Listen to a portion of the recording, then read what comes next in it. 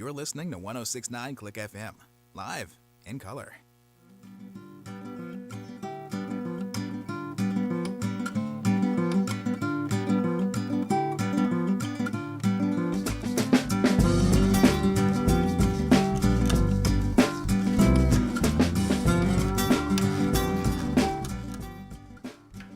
Holy crap, folks, we're down to the final play in the Fiesta Bowl. Michigan is about to take the snap and they bobble it! They bobbled it!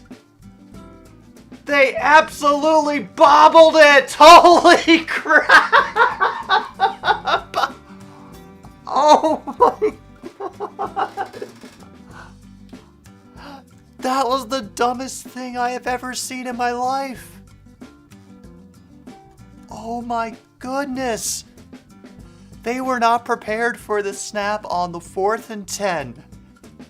And JJ McCarthy just looks away.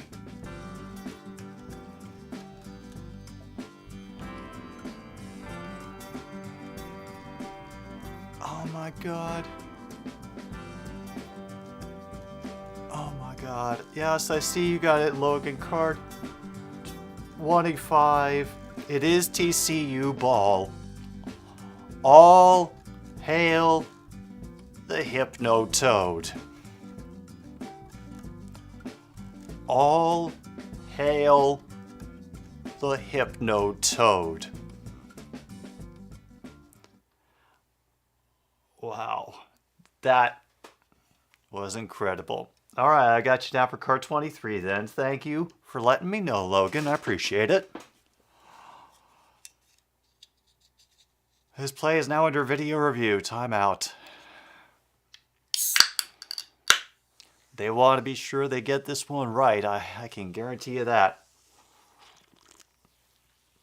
Hello to everybody. I saw that William and... Oh, there were some other people here, I could swear. Everybody else who is here, from Foster to Logan and everybody. Sean, whoever, if you're rooting for Ohio State or Michigan or Georgia or TCU, y'all are welcome here.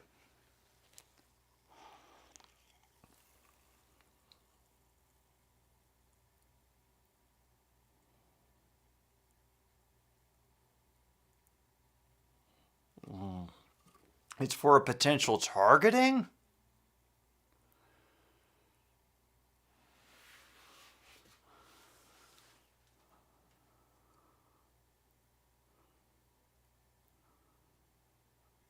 Oh.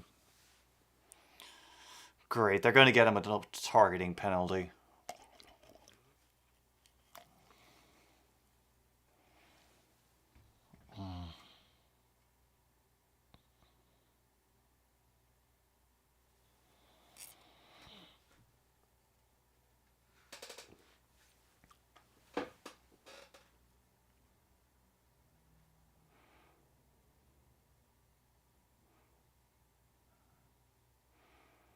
Oh, damn. So if he gets called for targeting, he has to sit out for the first half of the championship. Oh. Well, I know, I'm sure that you've already been celebrating it in your own way, True North. Glad to have you here.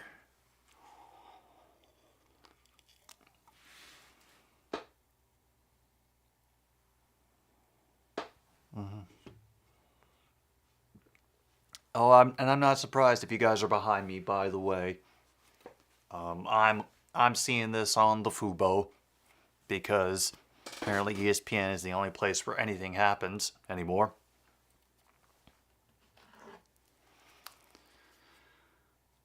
But I hope you're all doing well. I am excited to be back and to not be in pain anymore.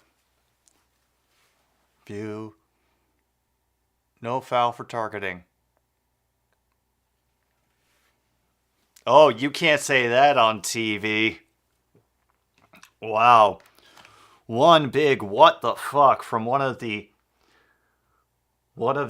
Michigan fans, and if you have he's not supposed to say that on TV on your bingo card, mark that off. TCU officially wins All hail the Hypnotoad. And I want to point out, the hat did not make one bit of difference. I had it on and off at various points of the game, and who the game was going well for switched every time I had it on and off.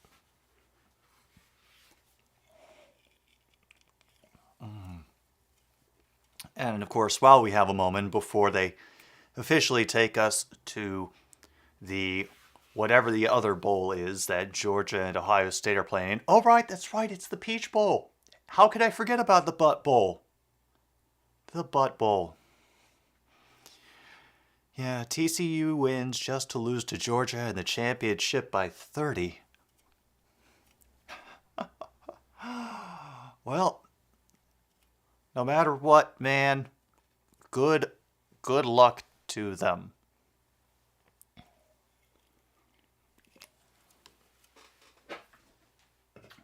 So, from the responses of a couple of people in chat, Sean and Luke specifically, you all think that Georgia is going to run away with this. Ohio State doesn't have a chance tonight?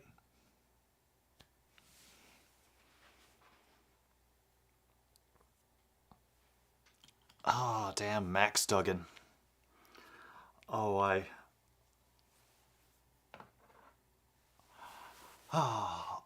I still remember seeing him in the Big 12 championships, and yeah, he played his heart out. I'm glad he didn't have to beat himself up as much as he did in that game for this game. Oh, yeah, you had your eye on Quentin Johnson too, didn't you, Logan? Yeah, he looked good. Sean is rooting for OSU, but he's also realistic UGAs when he get all. Ooh, second dog. Very cool. Very cool, man. Has it got a name? Or is it just known as Dog 2?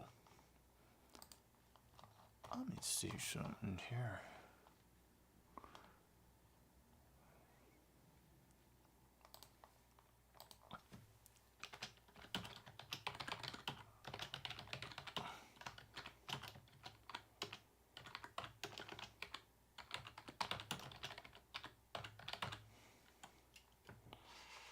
All right, I'm just adding that to your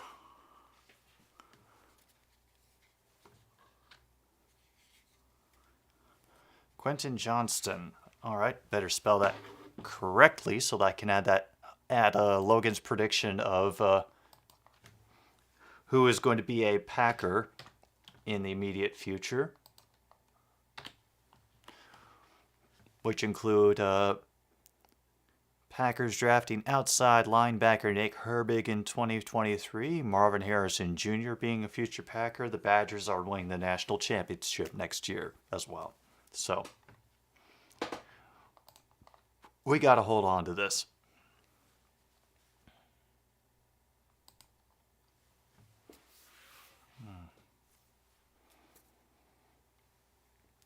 Well, that is always the question, Luke.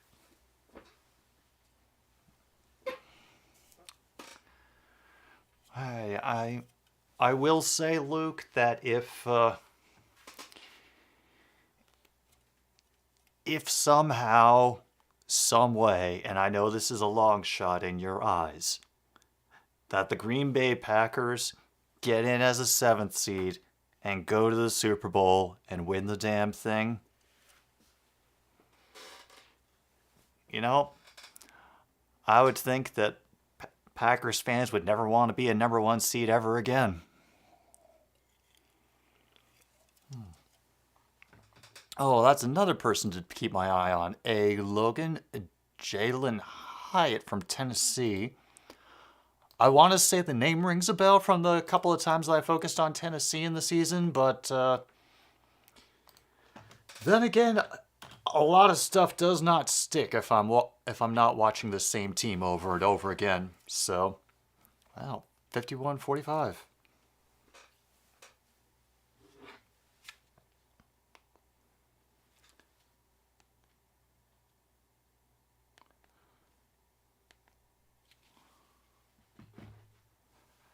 we're still waiting for this game to get started for whatever reason.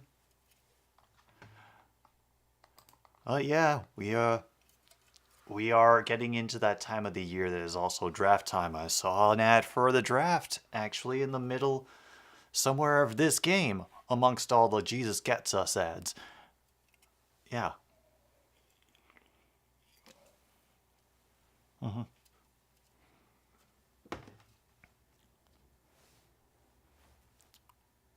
Well, yeah, y'all got, you know, certain deficiencies in parts of your game, but you never know. I mean, nobody ever thought that the friggin' Giants were gonna upend the perfect Patriots either.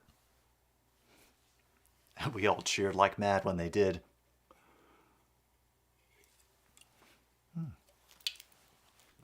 And also, at the moment, Ottawa 2, Detroit nothing to start the second period. I had 1,267 yards and 15 TDs this year for Tennessee. Now, considering that they play fewer games in a college schedule, okay, that sounds pretty good. Hey, I don't know, Luke, but I think we could have used one in our game against the Panthers last week. So,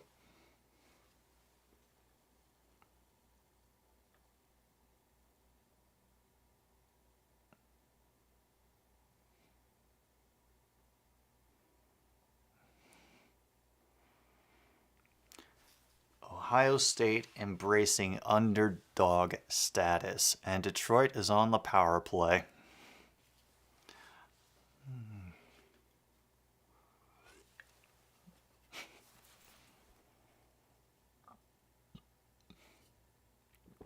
The video package just keeps going. The Giants officially clinch this week if you beat the Colts? Oh. Damn. Oh, I have to. Yeah. I gotta go look at the playoff permutations. That is a thing. That is absolutely a thing that I need to do. Because this gets to that point of the year where you have to start calculating all the fucking weird ass ways that, you know, the lowest percentage team can get in with the weird combinations of this team winning but that team losing as well, and this team winning and all blah blah blah.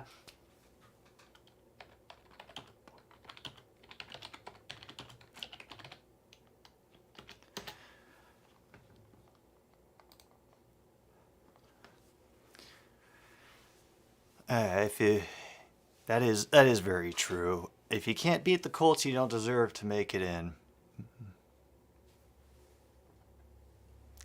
Yes, Luke, I will be streaming the Lions game tomorrow. Lions Bears.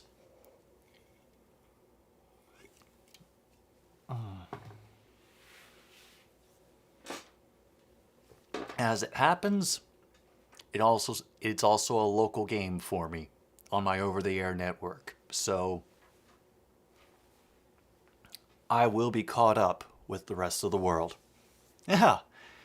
Hey, does Detroit ever play anything other than noon games? No. Now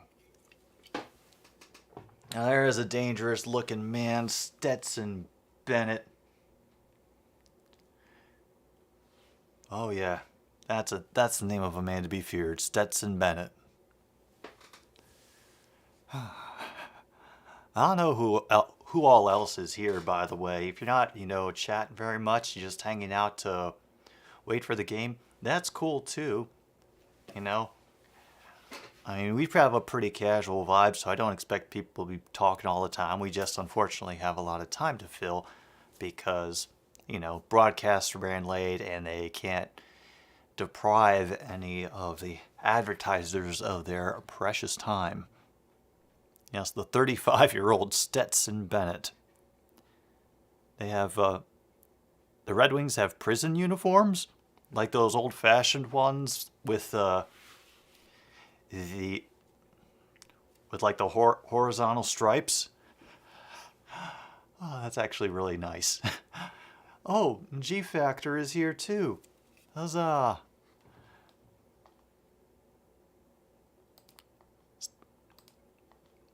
Why do you say that, Logan, about him having a 5 to 6 year NFL career? Oh, and Kaylee is here as well. Damn, there's a whole bunch of people here. Cool. Well, just so you all know, I was dedicated to streaming the Peach Bowl simply because it's the Butt Bowl, and I did it last year, and I thought, well, it's a stupid tradition, must keep it going. I did not know it was going to be part of the college playoffs and the championship picture, so I do apologize that we are watching a game of importance on this channel, and that you are listening to me talk about a game of importance on this channel. So, yeah, it's the Ass Bowl. That's exactly what it is. Just a weird feeling. Okay, Logan. Fair enough.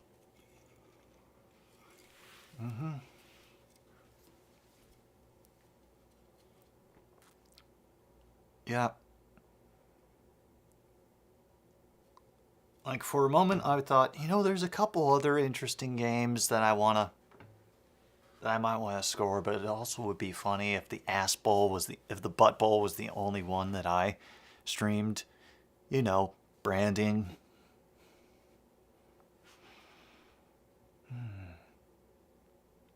Oh, the hard decisions of a content maker. How to establish one's brand while keeping it somewhat interesting for yourself and not feeling like you're dead inside.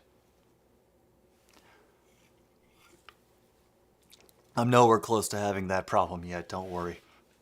Wisconsin won their bowl game? Oh, congratulations, good for them. Oh, let's talk for a moment, I guess, on how you said Derek Carr would be traded at the end of the season last month. And his stock suddenly seems to have dropped. And the Big Ten was apparently undefeated in bowl games until Michigan. Thank you for informing me of that, G Factor. The answer is always butts, unless you have Butts disease, in which case you need minimal butts. But that's only if you have Butts disease. And Iowa beat Kentucky 21-0.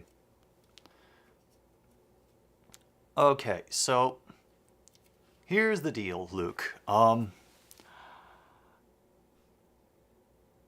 What has officially happened is that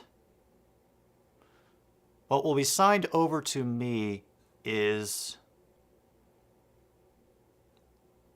basically put an exclusive reservation on the call letters Click FM. So, and I have that now. I'll be in control of that for the next 10 years. And the weird thing is, I think I might be able to actually use it.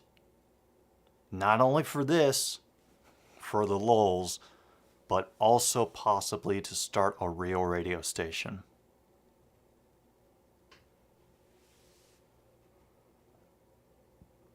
Oh.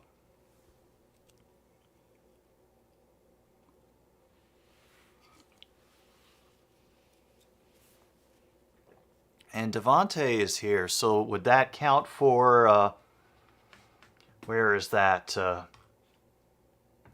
Alumni are back to visit?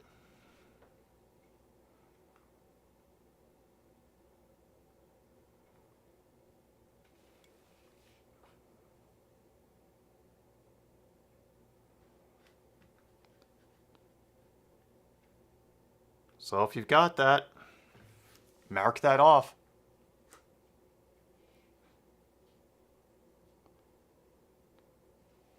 Georgia has won the toss.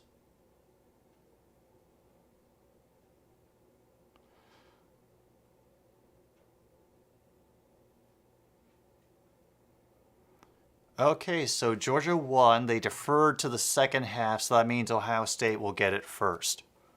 No, he is in Fresno State. All right, so that does not get checked off right now. Thank you, everybody.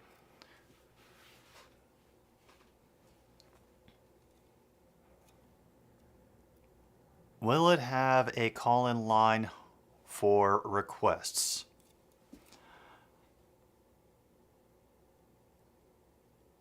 That is something that I've not thought about yet. The only thing I have thought about is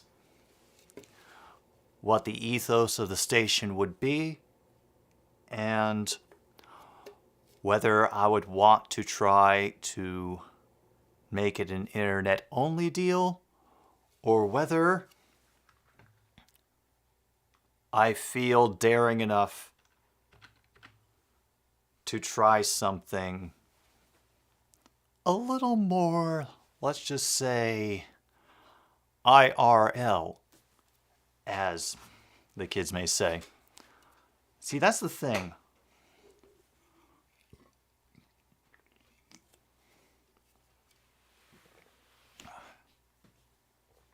I think to have the freedom to run the station that we want, the way that we want to, it might have to be like a volunteer setup, like a true community radio type deal. Oh yes, Perna did curse the Vikings. Foster is convinced that Kirby Smart is bald and uses a one-piece toupee visor.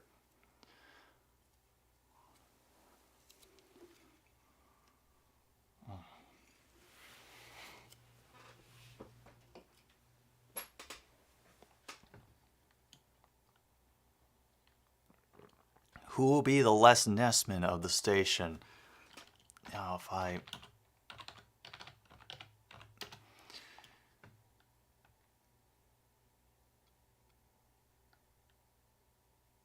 Ooh. Well, I don't know who that will be yet, honestly. I think we'll have to wait to figure that out.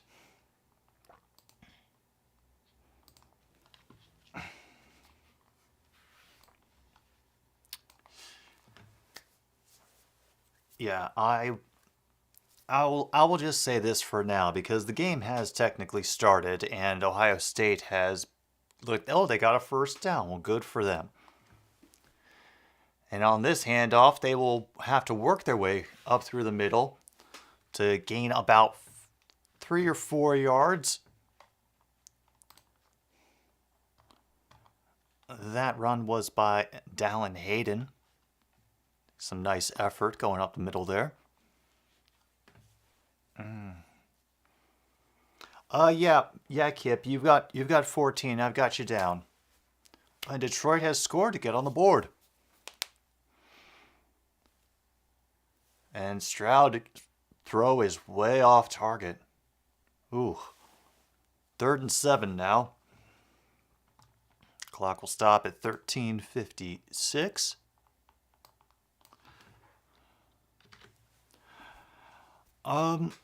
Honestly, Logan, I wouldn't want any of the big radio personality type of people.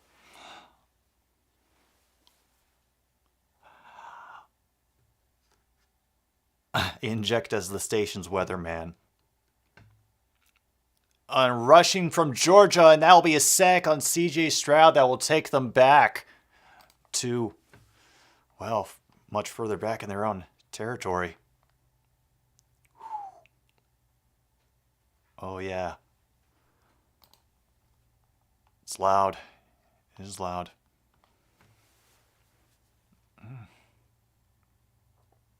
Well, Logan, you don't need a weatherman to know which way the wind blows. And with that sack, leaves them inside the 30.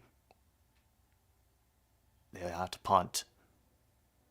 Fair caught at about the 25-yard line.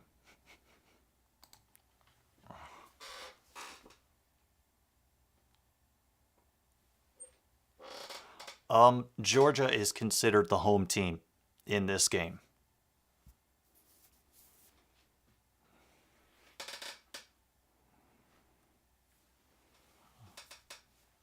Oh, and Styx has arrived. Thank you for being here, Styx. Let me just write down that you got card 6, and now that is saved.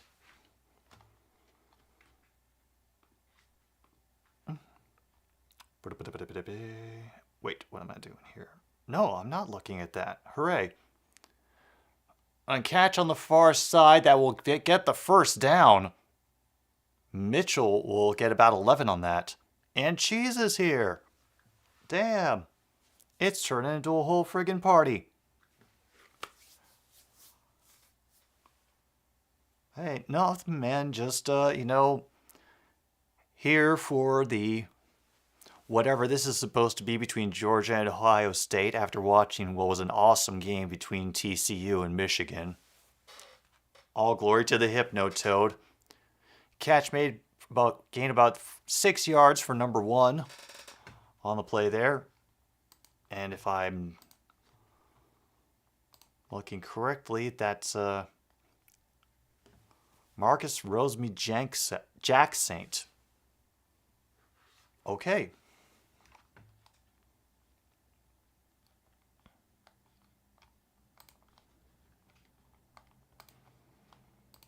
That is a name. Out of the gun, Stetson is a very safe pocket. He's going to find somebody inside the 40, out of bounds at the 35. Oh, that's number 5 once again. What the hell was that guy's name? Adonai Mitchell.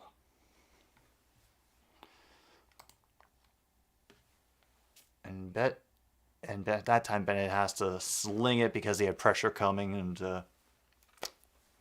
no good. Incomplete. All right, we'll close that because I need to keep track of a few things. And there we go. Oh, today's sponsor for this game, Kip, thank you, is Screw City Lager from the Prairie Street Brewing Company. You never forget your first taste of Screw City.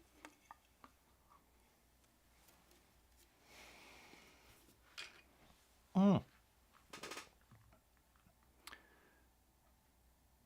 Washington gets that reception over the middle for about a yard shy of the first down.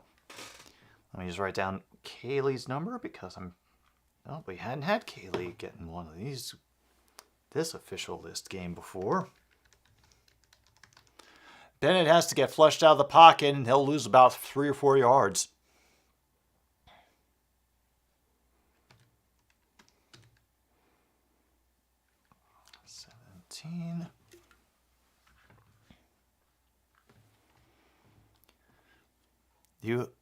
And Foster informs me that he has invested in a certain sponsor. You mean Whorehound? Old-fashioned candies? Made with natural Whorehound herb tea, brewed and steeped in copper kettles to enhance the Whorehound flavor?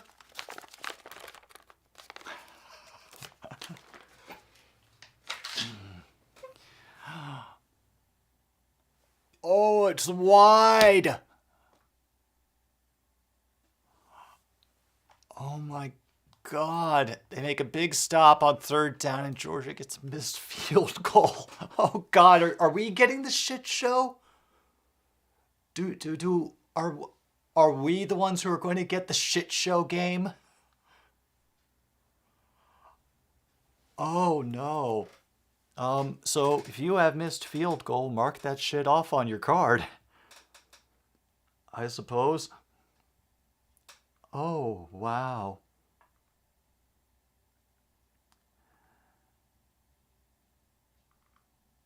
Oh, damn. There it is. There's missed field goal.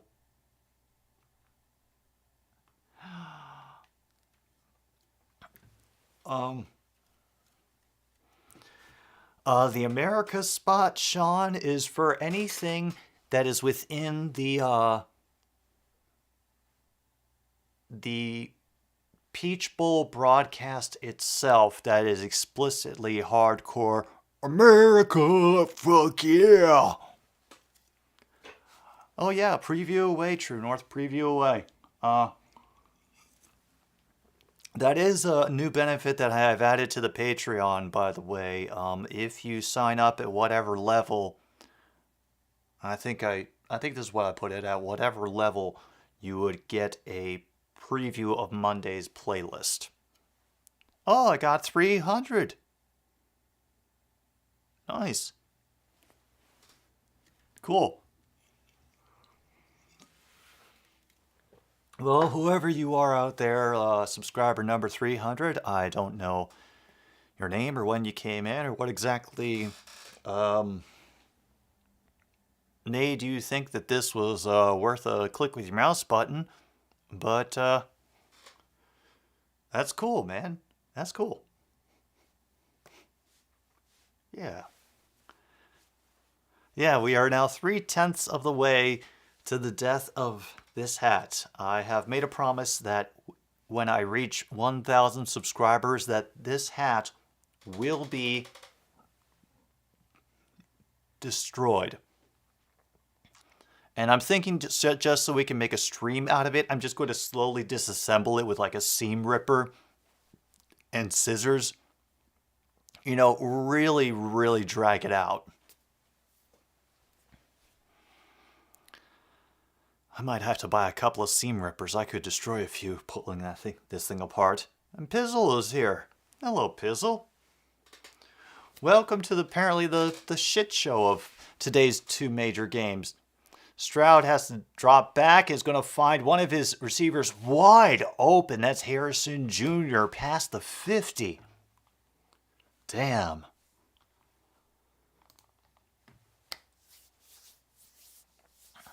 Yeah, death of 1,000. Death of 1,000 cuts. I'm not sure if it's for the defenses or for our own souls, Kaylee, but that could definitely be happening in this game. All depends on what Georgia's defense is now able to do against a sudden intrusion into their half of the field. I'm probably going to talk to that about Tim soonish. There's no rush on it right now.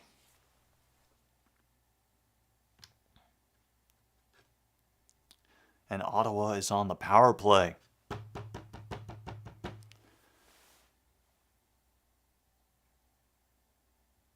Oh, Kip, you just signed up on the Patreon?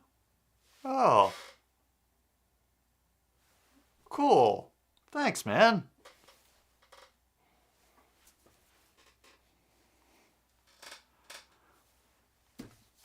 Oh, man, that's cool, man. Thank you so much, Kip. I appreciate that.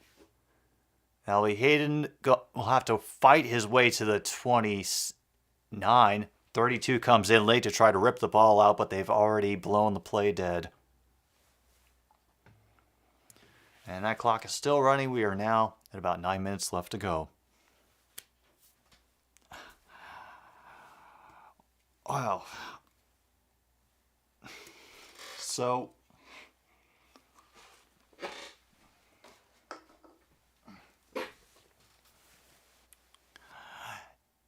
yeah, I'm not even gonna talk about it right now. I'm just gonna try to focus on the game because I don't want to be thinking about too many things at once. 2nd and 7 now.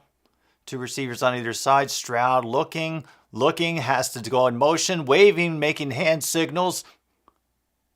And there it is. Away QB gets the first passing touchdown of the game. Damn, Marvin Harrison Jr.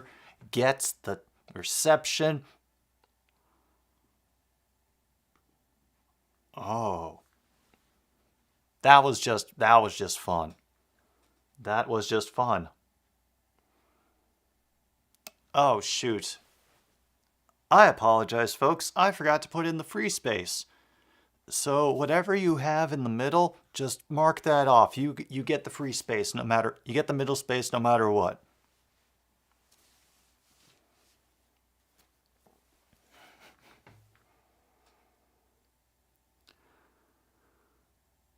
Oh, wow.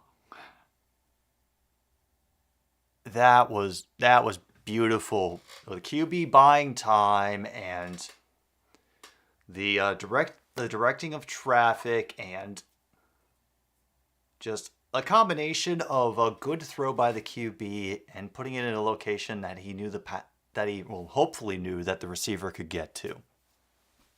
Heisman mentioned. Yeah, they've probably done that like 5 times by now.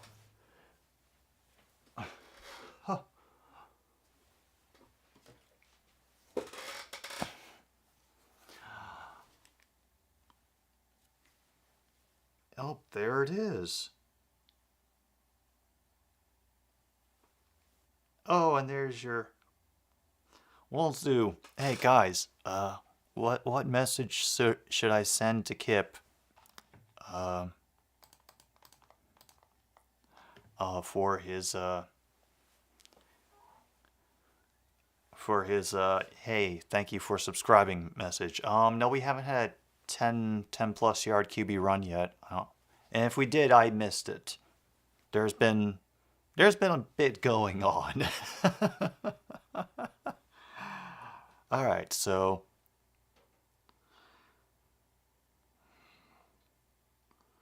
most kind Kip. No.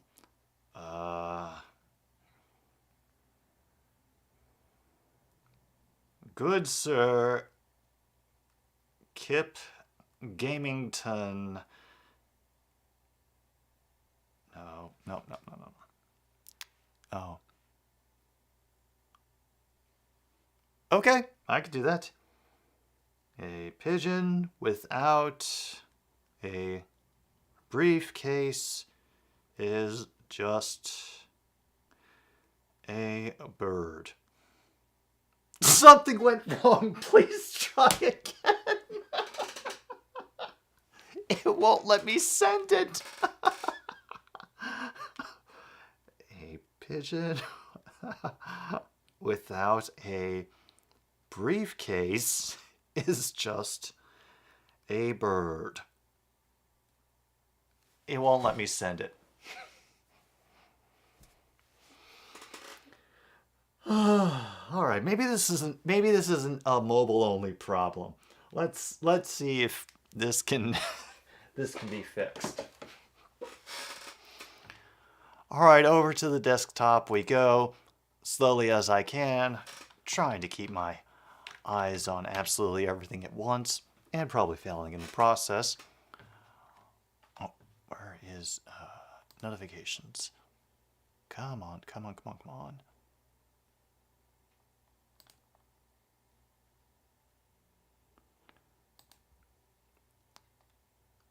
All right.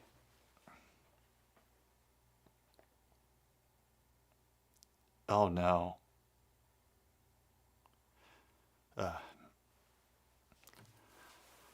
I have just loaded the messages for Kip, and I am caught in the circle of doom.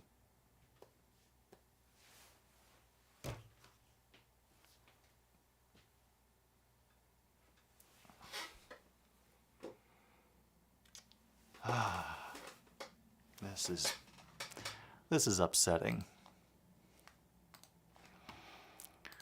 Oh.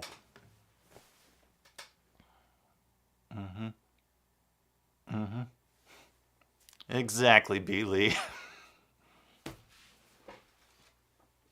Oh my gosh, and a great play by the Ohio State defender, number 9, Harrison, dragging him down for a 4 or 5 yard loss.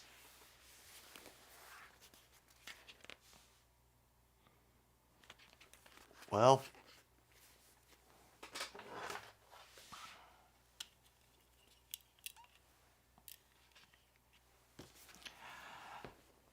Kip, I greatly appreciate it, and a pigeon without a briefcase is just a bird.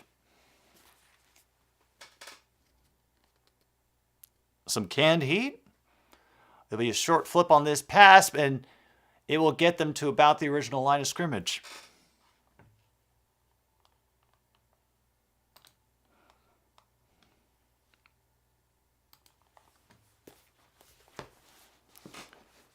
Oh, shoot, that's actually a good idea. All right, come on, brain. Write this down.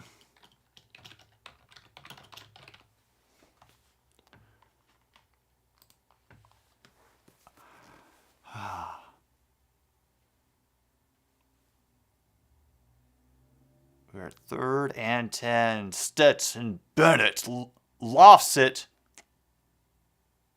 And great effort by number 8 to come back to make the catch on that one. And the drive will continue for the Bulldogs.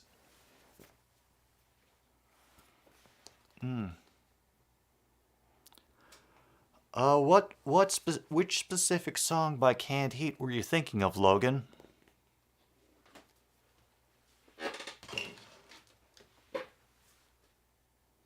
And now they're up to their own 45.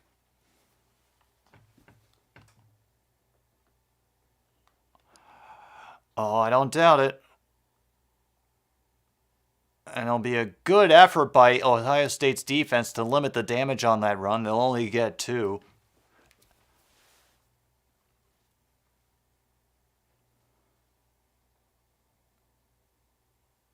This isn't solely because I'll be on all suggested anyway. Anyone want to raid Adam later? Okay. What time do you think you'll be on?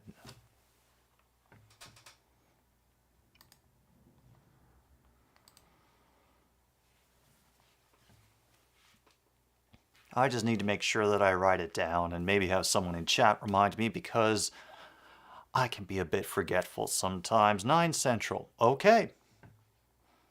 I'm sure we can find a moment as Georgia has a fantastic run going into Ohio State territory. I think down to the 35.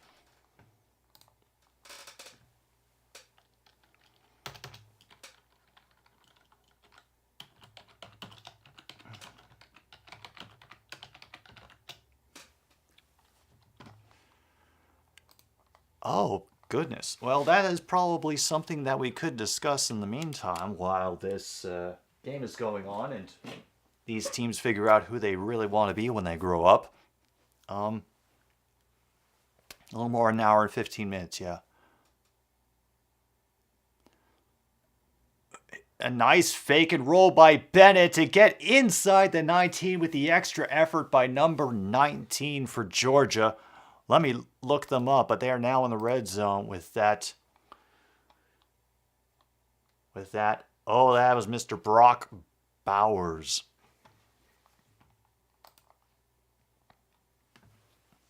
And Ottawa is back on the power play. You know what? I think we can do that. And while Stetson Bennett dreams of his far-gone youth, the world turns uncaring. Yep, that feels like a good signal for another beer.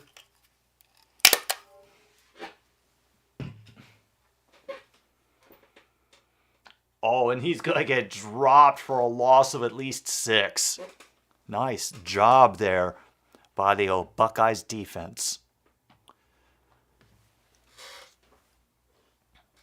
And yeah, I guess I technically am a Michigan fan because that's the gear that I'm wearing the most right now.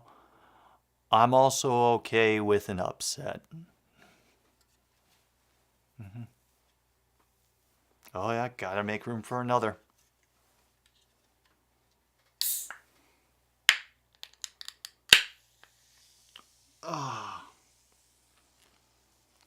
Quick pass that's going to get them all the way in for a touchdown on a fantastic run by number 6.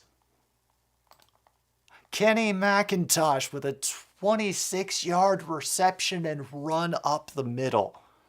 Holy crap.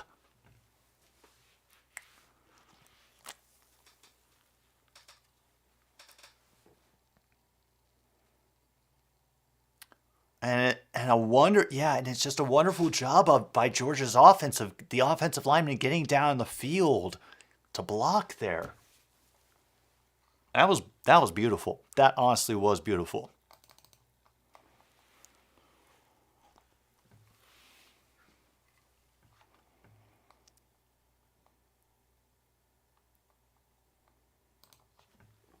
Extra point is true and through. And now we have a tied game with 3:15 to go in the first.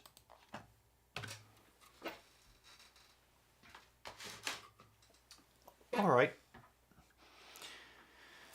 So while we have a commercial break going on, let's have a moment to discuss not the Lions-Bears game, but the Packers-Vikings game that is coming up. And I know that some of the Packers faithful will be ready to give their own opinions about who they see is going to, win, lose, whatever. But if anybody else wants to throw in their own 2 cents based on what you've watched from either team this season, that would also be helpful, because I find that people will notice different parts of a game. Like, some people are more cognizant of movement during plays and all that. Oh yeah, I'm not asking for you, Luke. I'm not going to ask you to spoil any of your talking points. That's cool. Just anybody else, because I think this is going to be a very close game. And it's because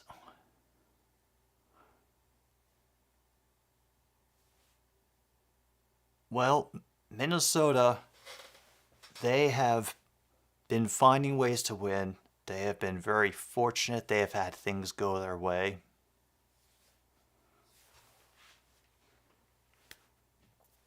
And the Packers, let's just say they have, after a lackluster start, battled their way back into it.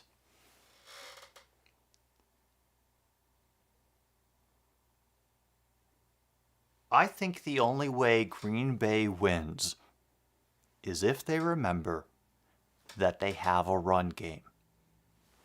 Because I understand there's going to be a desire by Aaron Rodgers to want to take advantage of the Minnesota secondary.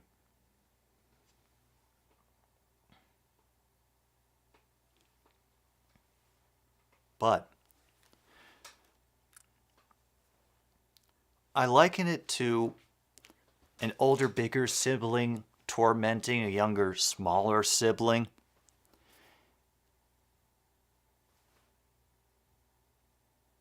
If Rodgers decides he wants to pick on the semi-lackluster Minnesota secondary enough, they might decide to, as one younger sibling would, metaphorically punch them in the crotch and make him pay for his hubris. Oh my gosh, M is here as well. My official prediction is that the Vikings win it because of another last-second kick. That seems to have been their pattern all week. I believe Watson is going to play. I believe so. Anybody else can confirm that, that would be great. Yes, Merry New Year.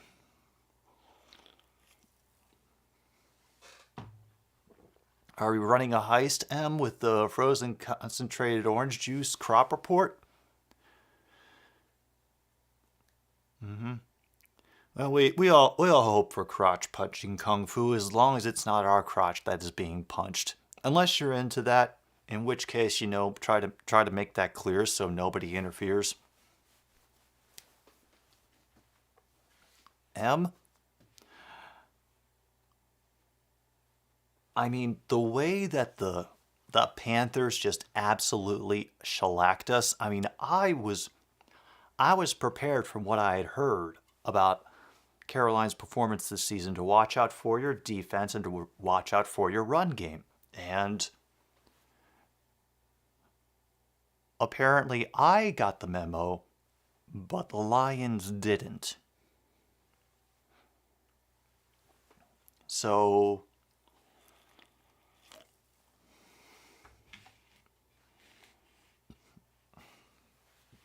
for whatever reason, yeah, I don't know what the hell happened. Maybe y'all have a better defense than you thought. Maybe it's Wilkes, right? Who is your coach? Wilkes is doing something right. Apparently, according to Kip, Watson was in limited practice yesterday and is a game time decision. Okay. Well, cross the fingers. Go Dogs win the game for Eric Stokes, Devontae Wyatt, and Quay Walker.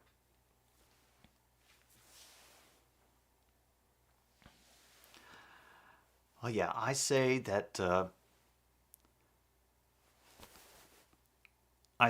Vikings win on a last-second field goal, and I also think the Panthers win by sacking Brady at least 4 times, and Josh Norman is back. True North, I'd say the Lions are not frauds. In my eyes, the Lions are improving. I never thought they would make the playoffs.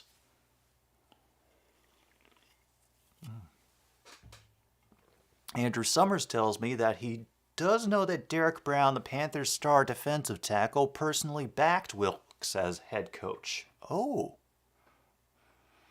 yeah, when you get the lineman behind you, then yeah, hopefully you have the team. So a pitch by Johnston, he's going to lose his helmet on the tackle. Ooh, tackle by Chris Smith, and that was a hard collision, and they are still jawing at each other. Damn. It wasn't a crown targeting thing. They collided face mask to face mask, and Johnson was the one that popped off. It is like the world's lamest game of Rock'em Sock'em Robots.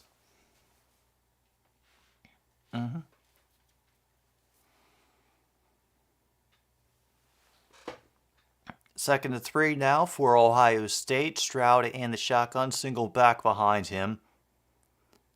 And he will power for about 1. Okay. Oh. Yes. Yeah. I don't have my official ball possession thing ready yet. I have it, but I have to make sure it's going to look good and fit in with everything.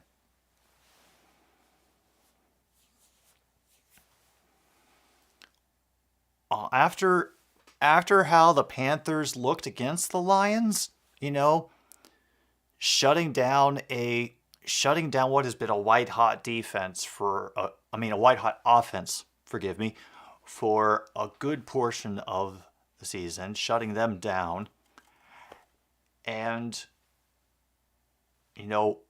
essentially taking advantage of us on the ground game.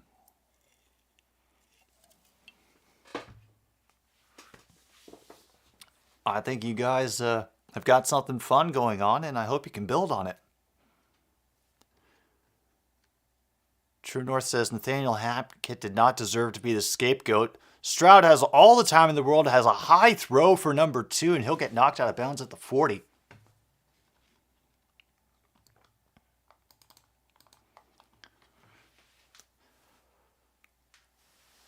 Devontae Wyatt is the Packers' 28th overall pick from Georgia, who is going to see a ton more playing time since Dean Lowry is on injured reserve.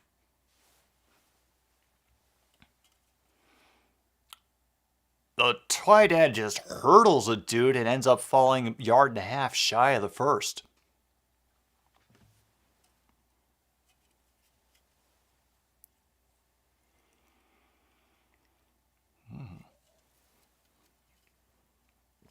Nice leap. I can appreciate that, Mr. Cade Stover. 3rd and 1. They're up to approximately their own 47. 48. That's where they need to go. They caught him going across. They didn't get a flag, but they get a quick slant inside to number 2, and that's going to be a first down in Georgia territory. There is a flag.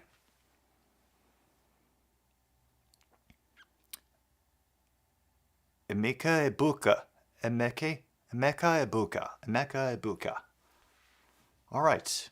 Number 2 for... I'm not calling them the Ohio State, Logan. No.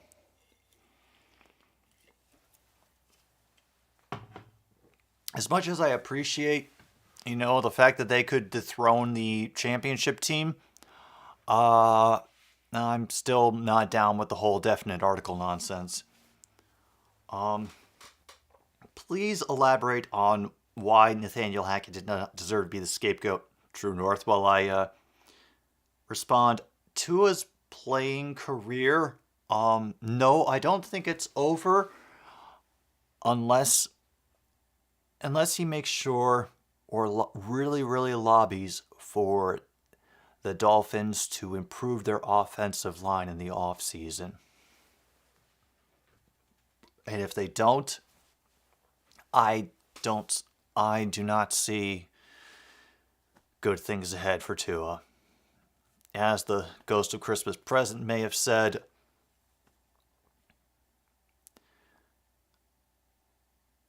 I see a scuffed helmet and an empty cleats where a player once sat on the sidelines.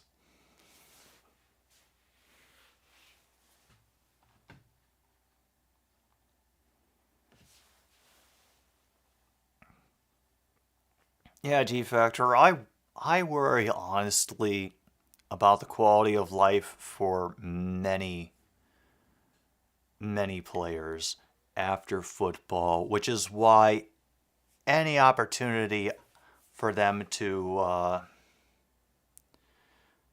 for players to get their bag, I really don't object to it.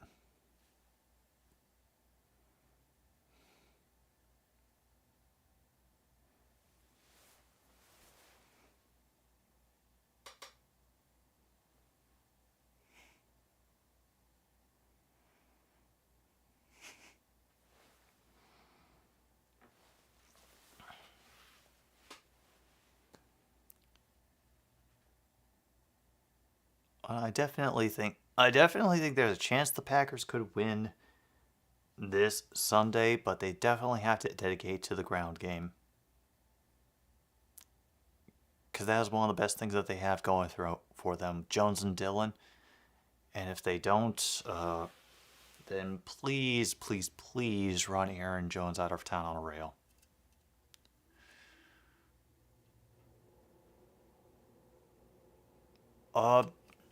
Oh yeah, how did Georgia score? They got off a nice quick pass. They were able to get their O-line to block for the guys when he cut back into the middle. So,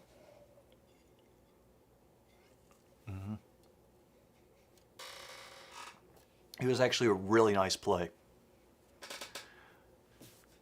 Yeah, I hope Tua misses the rest of the season. I do, just for the sake of his health. Like, I was hoping that the single good thing that could come out of all of the bullshit that the Dolphins fans have been through over the past year, that there would be some visible progress and growth from Tua. The Caps wanted pizza, huh? Well, I happen to have a pizza sitting in the freezer.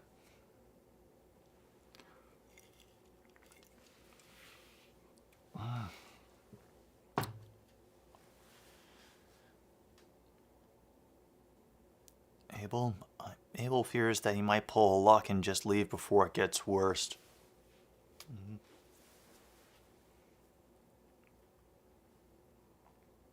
Hackett struggled with some early play calls. The kicking field goal looks better now. Never should have given up play calling. There are bigger problems with the team. Yeah. Oh no, and now Ohio State has gotten inside the 25. Paul gets punched out, however. and they are not able to handle control of it. This perfect opportunity for Georgia to get possession, and they miss out. 14:47 to go in the first half, by the way. Welcome, Tim.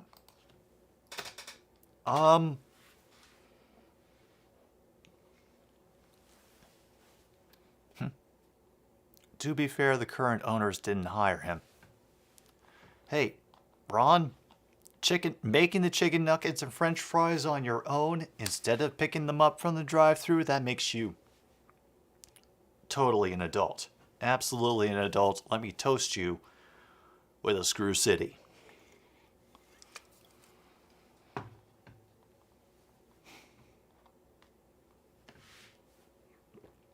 Oh, we have a fantastic running effort by number 5 over to the near side of the field. Hayden will get them that much closer to the end zone. Oh, what are we at?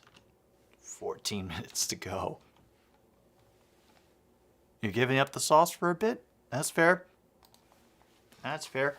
I've heard all about dry January, man. I understand.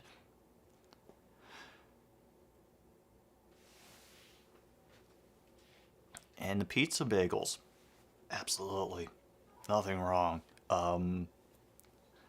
There's actually a place near me that makes adult pizza bagels. And because they were out of a couple ingredients one day, fantastic stop by the Georgia defense. Stroud gets dropped for a loss of 1 or whoever it was.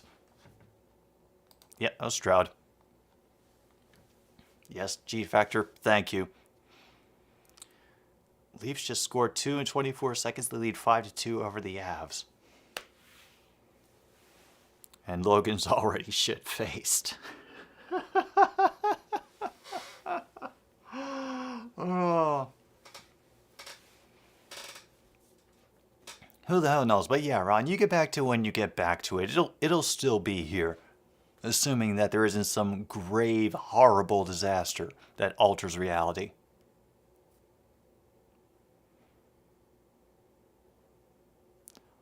Overthrows, but Georgia gets a pass interference penalty. Yeah, adult pizza bagels. So it's on a full-size bagels, and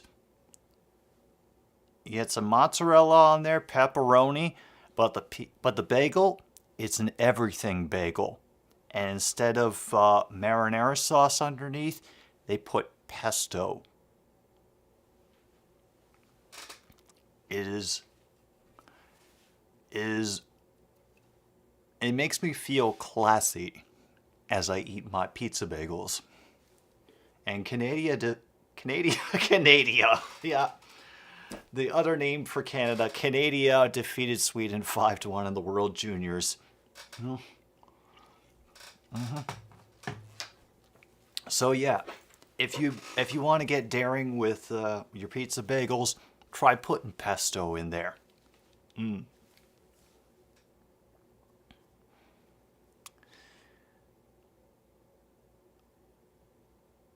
I tried for Harrison, and it's just out of reach for him. Incomplete. 2nd and goal now.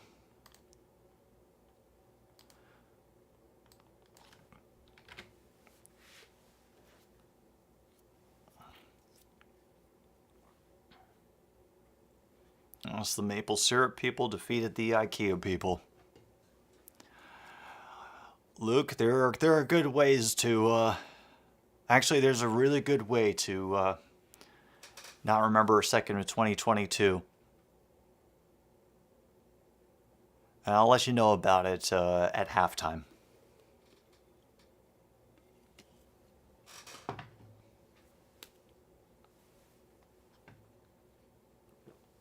Uh-oh.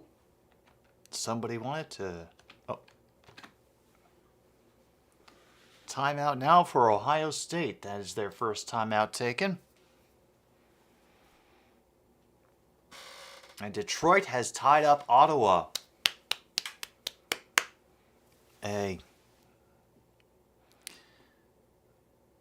Sometimes it's what can I say?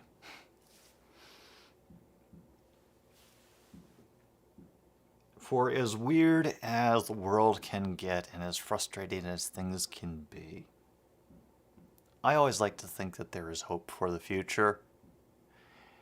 If only because among the decent people I know, we do our best to take the lessons we've learned and the things that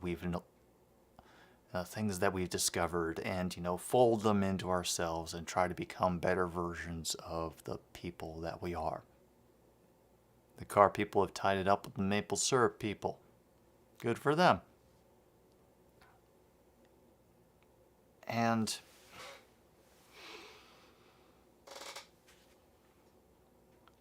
I feel like there's such a pressure to,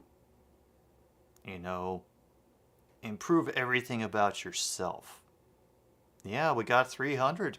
I'm amazed. But this might break a rule or two, but I'll see you later, Sean. Have a good night. One of the weird things that I picked up when I was doing an acting trainer is that you can find deeper and greater things to connect to if they involve somebody outside yourself. For as powerful as your own emotions and your memories and experiences and all that might be, we can be compelled to do amazing things for other people. And that can also lead to some dark things. But I also thought, what if we can do that but for things outside myself? And so my whole bunch of so-called New Year's resolutions, none of it has to do with me. It all has to do with things around outside of me that I would have to take major steps to accomplish. And congratulations to Detroit on the go-ahead goal. And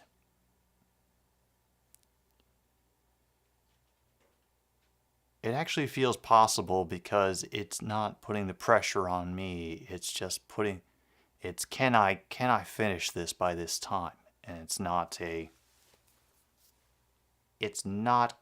a matter of, I have to become better. It's just I have to find ways to do the things I want to do as Ohio State powers for a touchdown. Hard run there by number 3, Mayan Williams. Whew.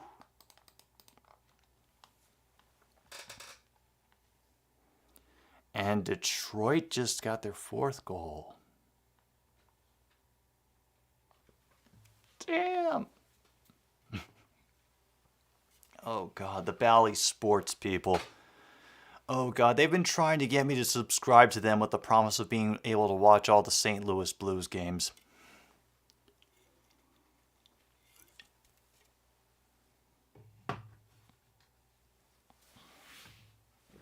You're winning the Stanley Cup, huh, Luke? Okay, well, best of luck.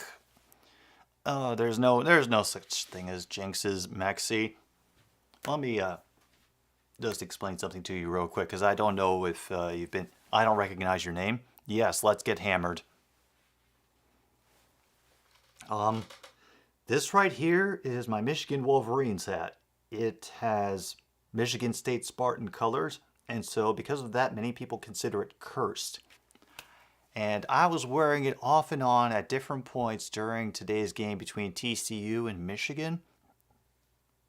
And although people have begged me to wear it or take it off in the past, I have, let's just say, done or not done so. Specifically to see what happened, and this thing never correlated with anything that I saw happening in the game. So, curses? Bullshit.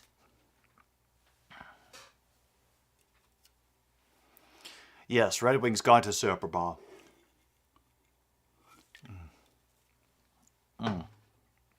Well, the Hurricanes are going to the Stanley Cup, and it's the Red Wings that are going to the Super Bowl. It's going to be a team bonding exercise.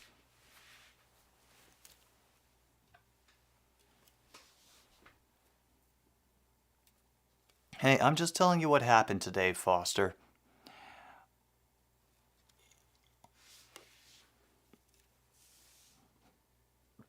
Meanwhile, 1st and 10.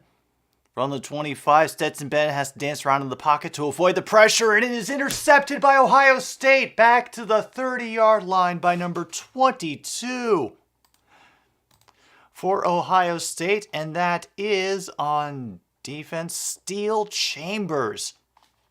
I don't know how he missed it on that one. All right. So there's Stetson. There's McIntosh right there. He fakes the handoff. And it's like he just underthrows it. Either he underthrew it or the guy went too far on the route. Ooh.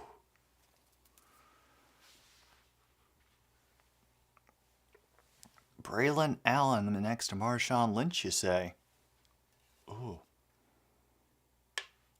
Did Ohio State miss the field goal? That's a good question, B Slim. I'm watching on Fubo, so I'm currently watching the 1st and 10 of the series. And now, number 4 just got knocked out of bounds after the reception that got Ohio State another first down. Fleming on the catch. So, yeah, mark off the interception square if you have it. Absolutely. How did I forget that we were playing bingo? Oh yeah, because almost nothing has happened in this damn game. Do I have interception? No, I do not. Oh, by the way, anybody else who is here, we are playing bingo. If you go up to the link that is at the top of the chat, you will get a link that will link you to a bingo card. I don't know how many of you are in here right now, so we might run out of bingo cards. But just let me know which one you have. I'll just correlate it with your username, and we watch for the exciting or the stupid to happen in the game, and hopefully we get a bingo by the end.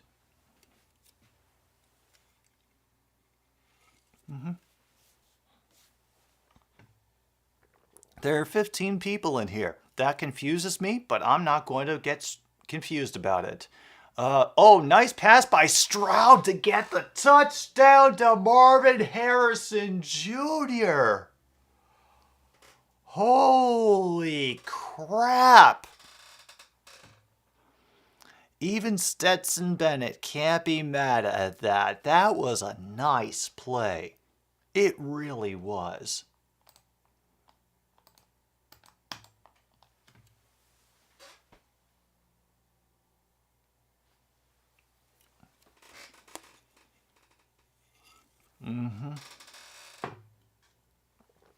Well, that's a good question. I don't know what Georgia's rushing is at, Em. I never really have the box scores pulled up until like the second half.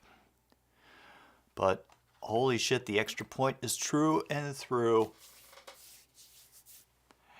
And Ohio State is beating Georgia 21-7 in... Oh, God. Yeah, I don't even know what the clock is at anymore. I'm assuming it's less time than this.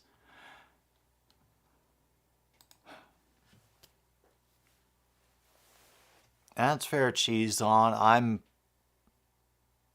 I'm sure no one wants to play Georgia, but then again,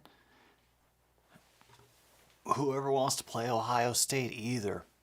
They have ways of winning.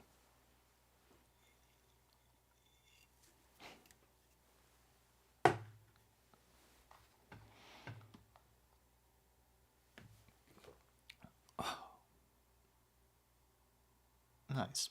Very nice. Yeah, it's been a while since you've been in here, Cheese on. How is life and everything treating you? Oh, but so I can see this game is probably a difficult situation for you, Foster, since you don't want either one of these teams to win. Well, at least you can use this as a time to scout them for weaknesses that you hope TCU can exploit in order to give them the championship.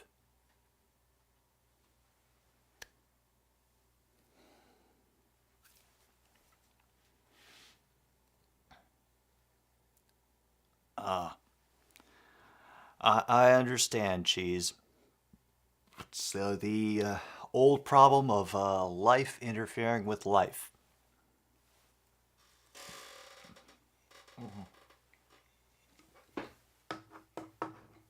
Oh yeah.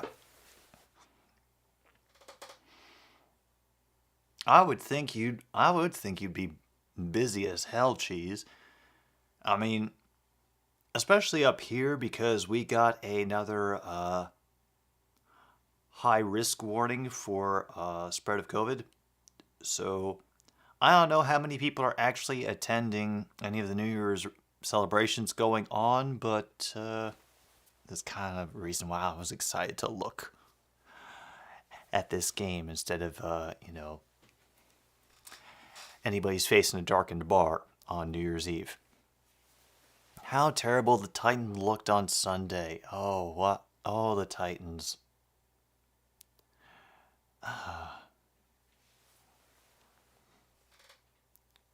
Well, I think the fact that you know what, I don't even have I do not have the current vocabulary nor the immediate background reference knowledge to accurately convey how the Titans are doing. No, you didn't look terrible, Foster.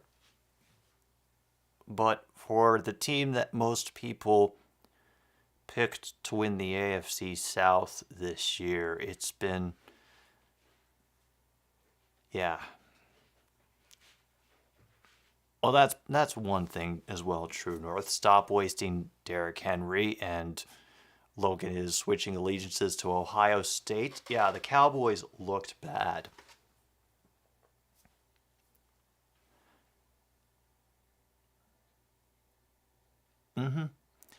I've been saying it ever since that game happened, Kip. Meanwhile, we have a great run by Georgia that will get them out past the 45-yard line. We're at about 10 something to go in this game. Great run by number 30 for Georgia, who goes by the name of Dajan Edwards.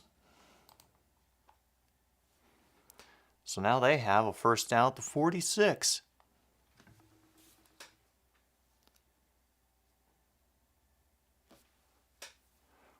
First and 10, Mr. Stetson Bennett. Out of the gun. Finally, the extra pressure breaks through. He's waving traffic around and just barely gets the pass off before. Oh, are they going to call him for an illegal forward pass? Did he step in front of the line?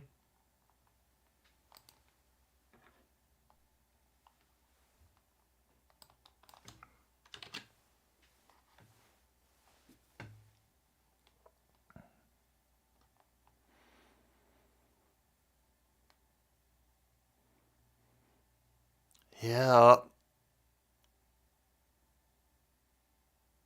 Illegal forward pass.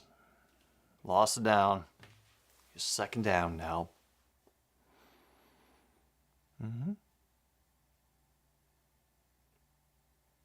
Oh, God. That was just some poor field awareness.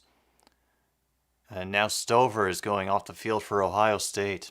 That's not going to help in grabbing his hip.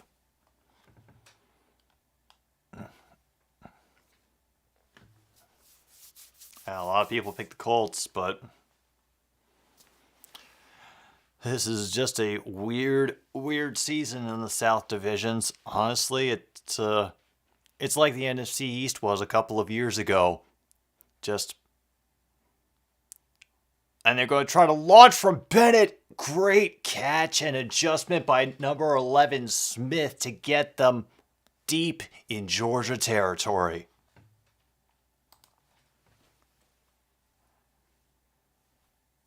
Oh, man.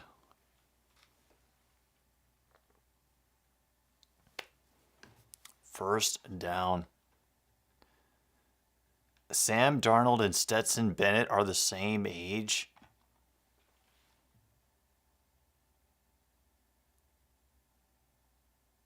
Oh my God. I think you just sent my mind down the rabbit hole. Meanwhile, number 2 for Georgia is going to try to bust in. He gets it. Touchdown, Georgia. Kendall Milton gets an 11-yard rushing touchdown.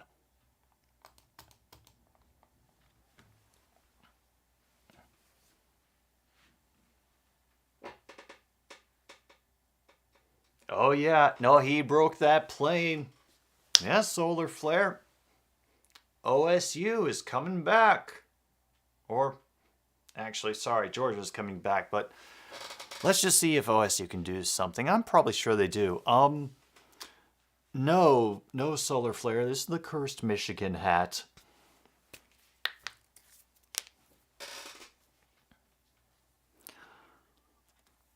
I believe you, solar. I believe you, M. I believe you. Yeah. I'm sure a lot of people want the SEC out, Tim. And now they're going to take a look at it. Oh, well.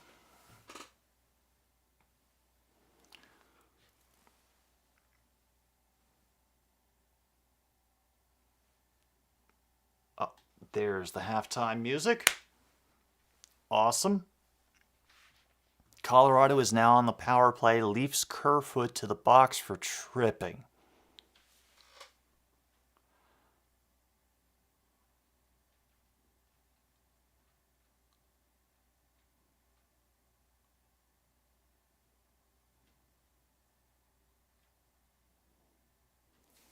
Yeah. Yeah, the ball has already crossed the plane by the time the elbow comes down.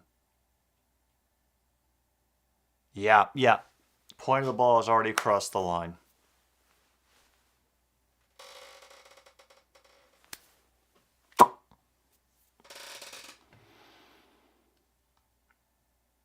Does that mean we get a full-time Angie stream? My only concern about that, True North, and the idea has come around before, is one, her staying in one place long enough to justify the long stream, and 2, whether she'd be willing to just move at random times and maybe even hide if I pursue her with a camera. Believe me, the thought has occurred to do a full cat-only stream.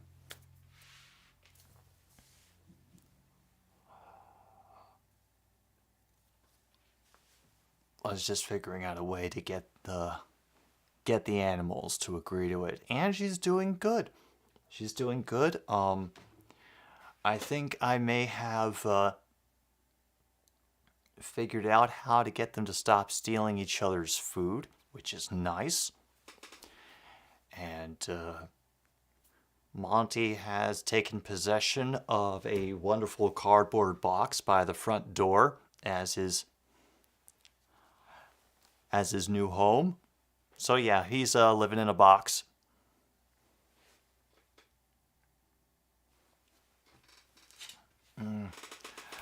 No, Foster. It's not the power of the cat here. It's the power of Duck. That is our. That is what we're running on here. Oh shoot.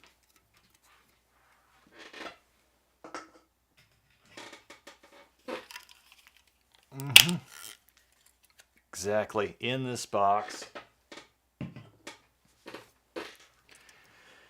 Besides, they're both, and this is how they've been for the past hour and 25 minutes. They have both been asleep in their respective spots. They haven't been trying to do anything. So I'm kind of willing to let them just be at peace for the moment. Doesn't mean we won't get some appearances in the second half, but I'm willing to enjoy the silence right now. And meanwhile, the Leafs have killed off that tripping penalty on Kerfoot. Yeah, let the cat sleep. Wow. It is amazing how popping open a beer can tab can peak a mic from over 2 feet away.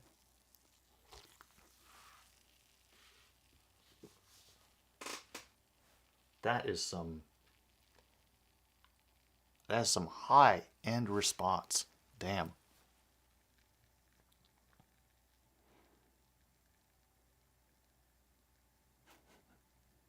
Uh-oh. Tim went into oh my god mode. What happened, Tim? Was this oh my god? Did I miss an oh my god? I didn't think the game had come back yet. Oh yeah! Capitals win 9-2 over Montreal.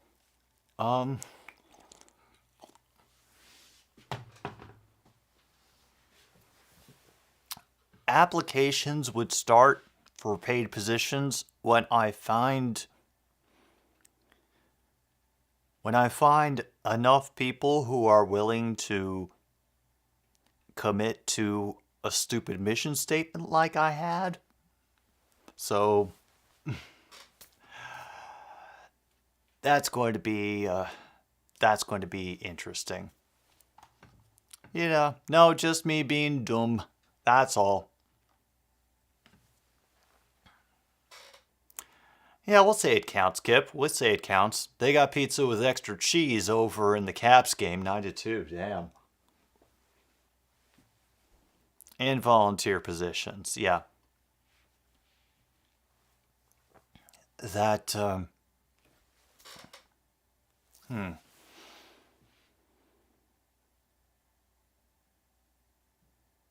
Oh, I'm thinking of some dangerous things. They're trying a semi-jet handoff, and number 2 runs into traffic early. He'll only fall forward for a gain of 2.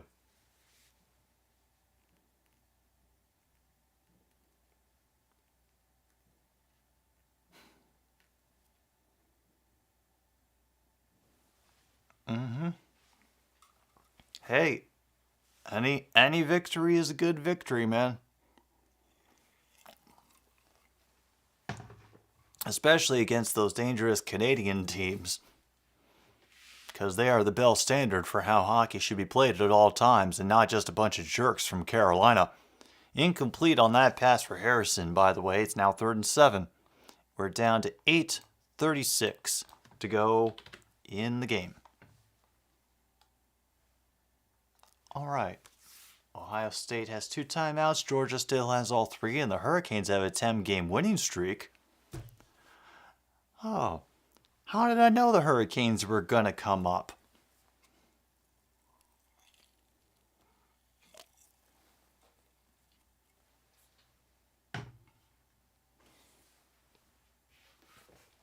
Oh, shoot. Final 5 of the 3rd period left, and Colorado has pulled their goaltender. Meanwhile, the sack by Williams drives Ohio State back. Fix it after, Luke. You are a respectable person. You do not need to worry about your ability. You need to worry about your ability to communicate more than I do. The guy who's lit by a couple of clamp lights and budget LEDs in the background.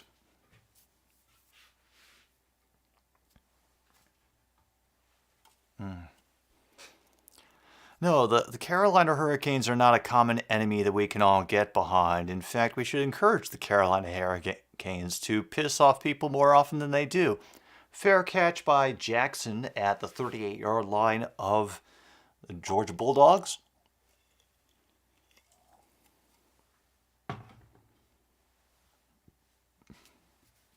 One drink so far, you're okay.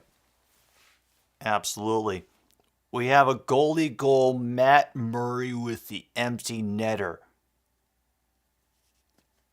Oh, damn. Ah, it's always nice to see a goalie goal. Ah, I love it. Ah. You know why? And this is probably not going to make sense to any of you, but I swear this book exists.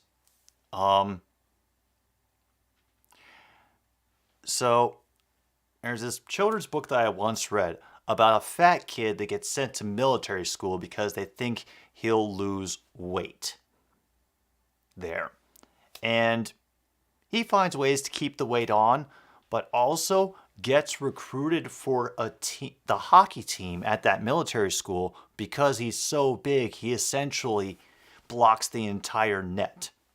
Hockey streams are going to be coming back in January because, the bowl schedule is going to dribble out and then the playoffs are going to go away and I'm going to need more things to hit up during the week and on the weekend. So it'll be January and February. I am going to look into covering the return of the XFL as well to at least give you all some background information on it before that monstrosity comes back again.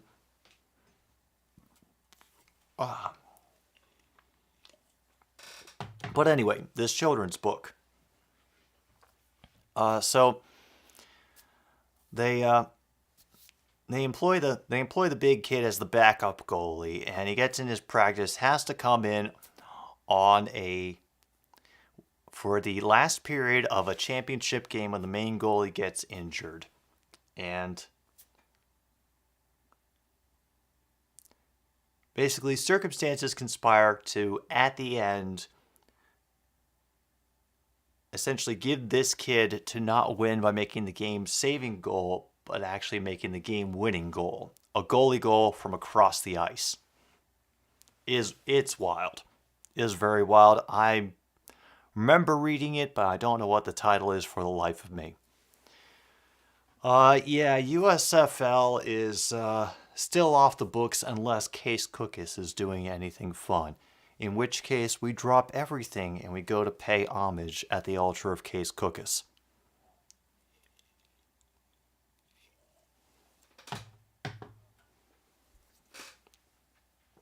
All right, we're back.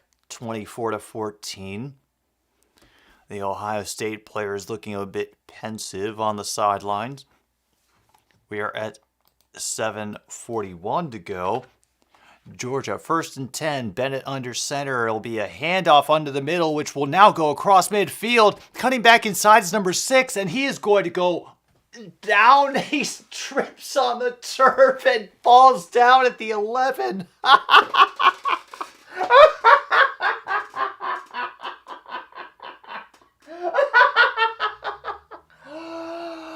Oh, all hail Case Cookus. Absolutely.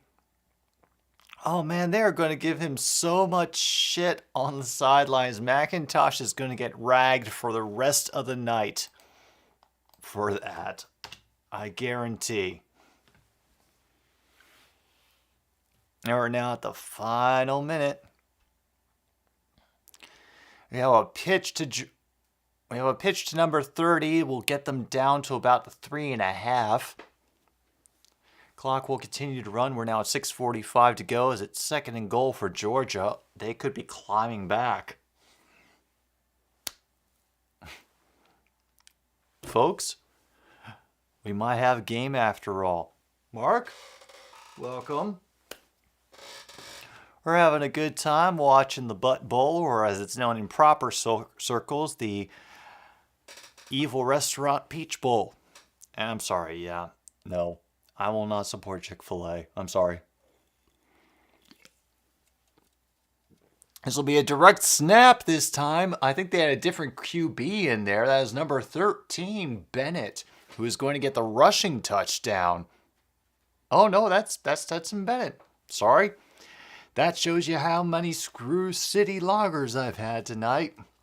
Oh, wow. Final in Colorado, 6-2 Leafs.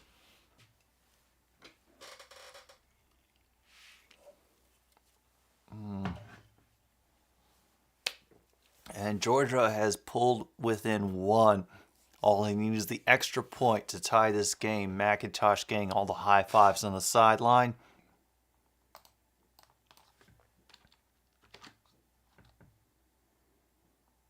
That chip shot is true and through for the kicker. And we are tied. 6:07 to go in the first half. Okay, Mark. Serious question: is it money related, a parlay thing, or are you an Ohio State / TCU fan who, for some reason, really wants to play Georgia in the championship?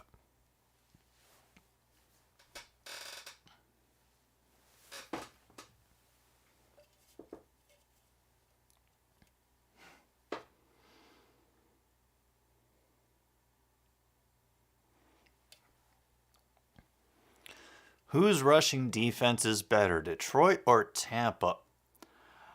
I'm afraid I can't answer that question accurately. But 8 years for $88 million. Oh, God, that is a big deal. Jackson would bring that kick out to 27 for Ohio State, by the way. Oh, that is a lot of chicken.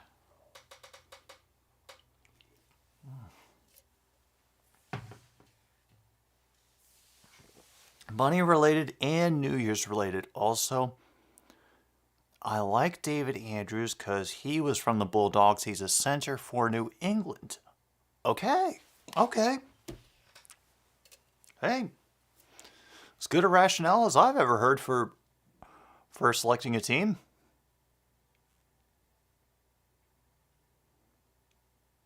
$11 million a year. Yeah, for hockey, that is a buster of a contract. That pass is going to be about a yard short. Royer on the reception for Ohio State. Ottawa now has an empty net.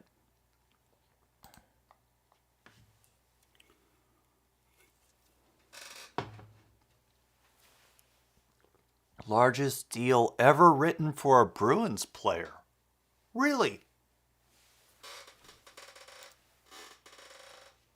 Oh, God. Are we currently living through the era where we're going to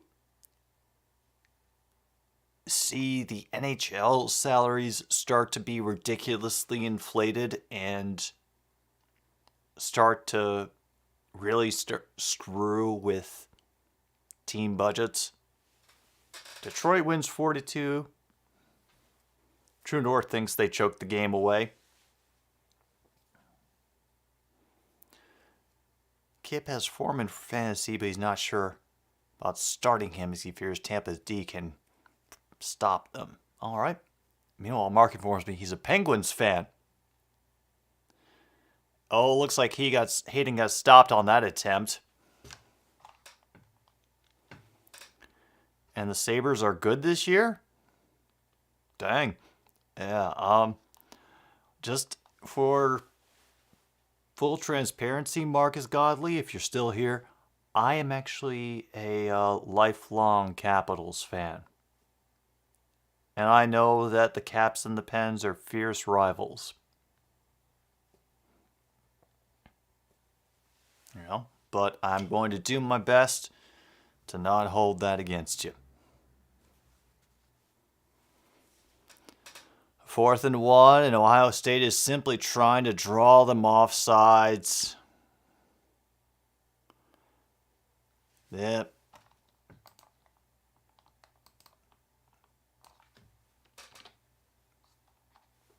Ohio State takes another timeout. And are they going to gamble on a 4 and 1? Well, they beat the incoming Stanley Cup champions a few days back, so don't put anything past them. In true Detroit fashion, the Red Wings did nothing on the power play. 0 for 3.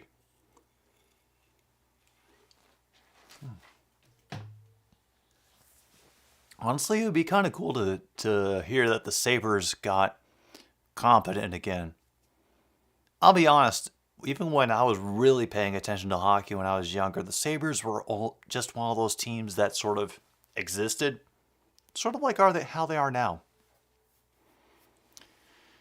And Kip is going against Conman for the Packcast 1 championship. And meanwhile, in the Mod League, I think it's Adam versus Rebecca for the Mod belt. Mark informs me goes for the Bills, but likes Patriots players and Vikings players, and NBA goes for Miami Heat. Hey. Mark, who knows? Meanwhile, there's a flag on the play where Stroud gets the first down by running around the whole line to the near side, but there's going to be some kind of penalty, and I'm not sure on who.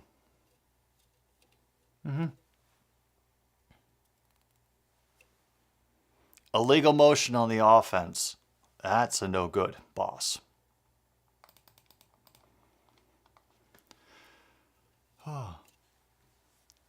You play Rocket League and Minecraft with him?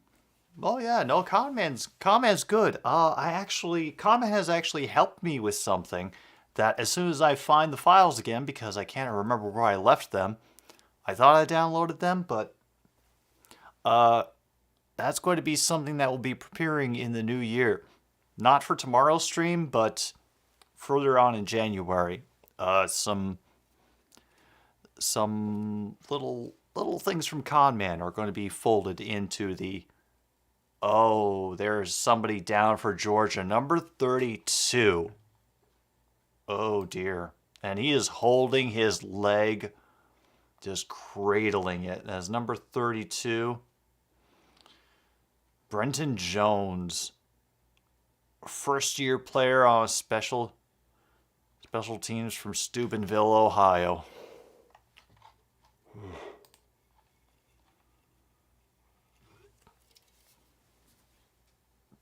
If Keenan Allen hadn't stepped out of bounds and scored, you would have lost. Damn, that is close.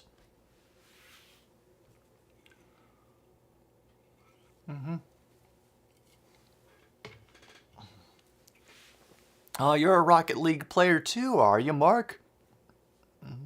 Cool. Well,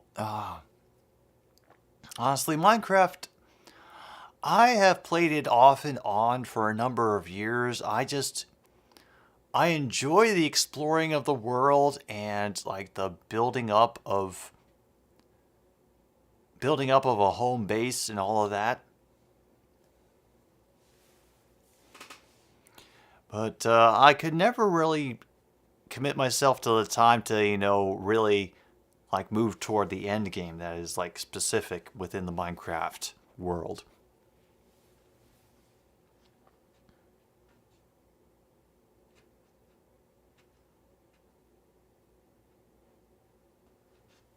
Oh, how are you doing in the grassy pickle, ma'am? Like, what rank are you?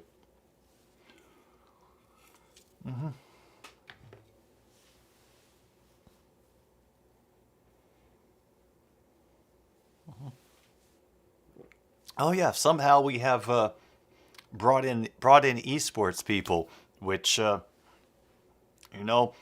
have all the respect for esports in the world, just because I understand the effort that it takes to get that good at a video game in order to play competitively, much like how much practice goes into playing football. A nice breakup of the pass by 26 for Ohio State. Will do a great job to stop the clock and prevent a huge game by Georgia.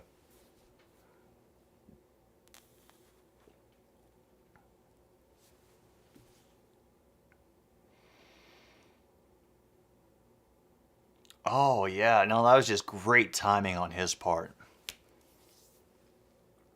Stetson and the Bulldogs now have 3rd and 6. 3:50 to go. They're looking around, discussing nose-picking strategies.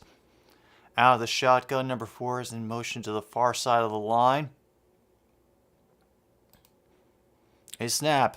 He sits in the pocket, has time, and he'll be caught by number 1 inside the 45. Gets down to just near the 35. Great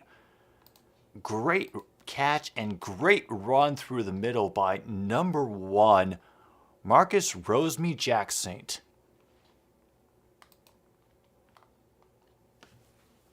$3K, but I'm under 100 wrong. Hey, it's better than I ever do. I just kind of, fun fact, Jim Mark, you actually do play for Rocket League. Play-by-play for Rocket League, posting casts on your channel in the next month. Cool. Oh, shoot. Georgia just got themselves another first down. Milton running it up the middle.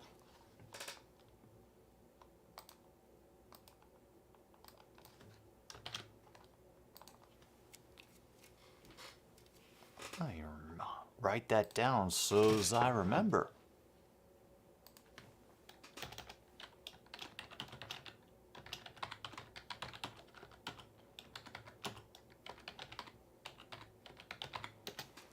Now that's written down.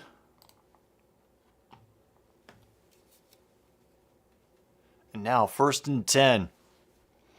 And Georgia will get stuffed at the 20. Great job by the Ohio State defense containing them. Clock keeps moving. Rush yards before contact. Ohio State is at -6. Georgia is at 74. Ooh.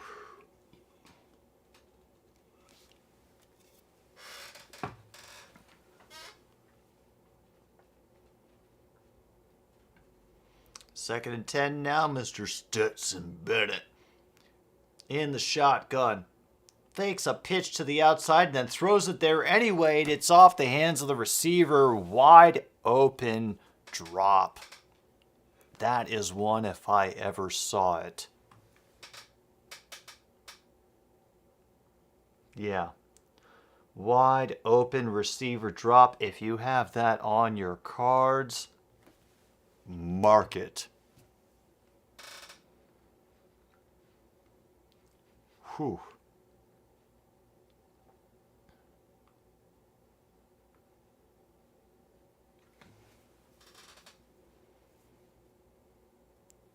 Third and long now.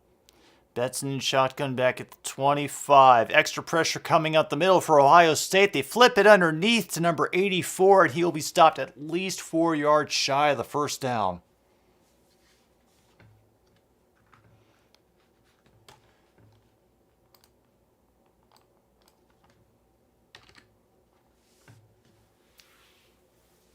Yeah, this has kind of been a lackluster game, so I'm willing to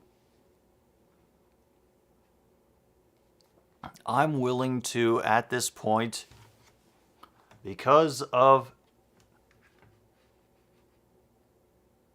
TCU number 3 team beating Michigan, the number 2 team, I'm willing to mark upset. So if you have that, mark it off on your card. Because I don't think anybody believed TCU was going to beat Michigan. Except maybe the Ohio State fans, but then again, they believe that everybody is going to defeat the team up north. That's what you all call him, right? The team up north?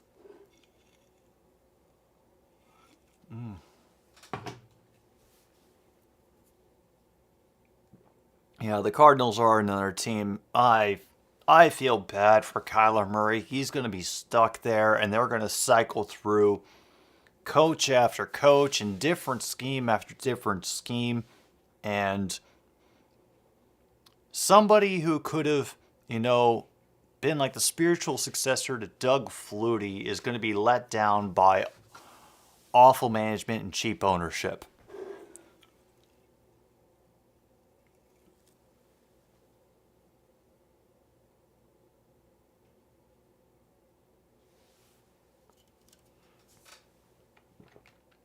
Meanwhile, that attempt to get a first down on the 4th and 4 does nothing for them. It will cost Georgia a timeout.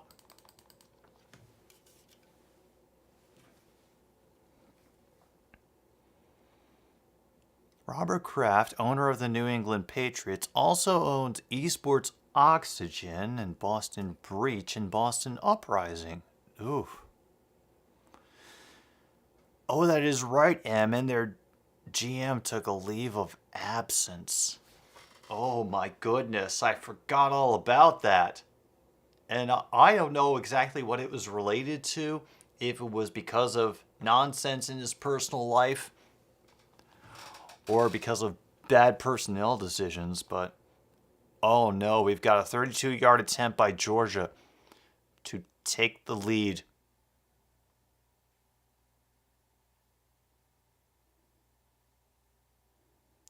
Nice. That one is true and through. Minute 44 to go, and Georgia has taken the lead for the first time this game. So we are officially at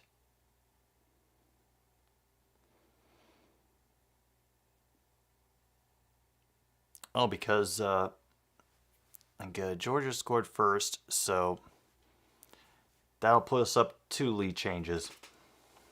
Because it's just been lead, tie, resume, and finally Georgia has caught up.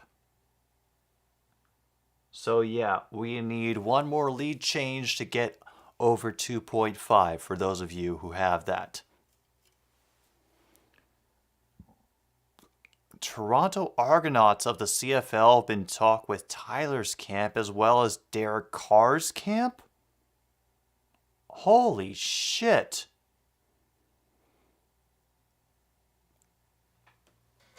Damn. All right, Luke, have fun. We will be ready to raid. Yeah, of course, people need under as soon as I mention it.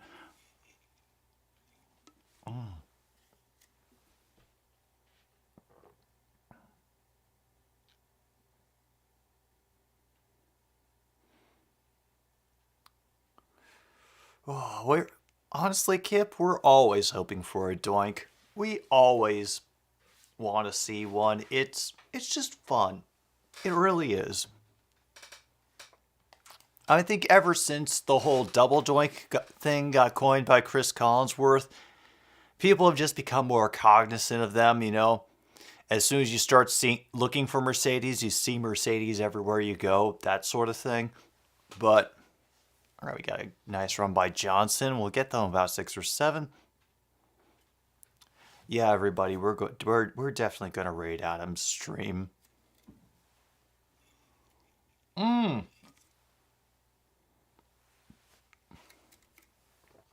Great job by Ohio State. They're already up to midfield with a couple of passes.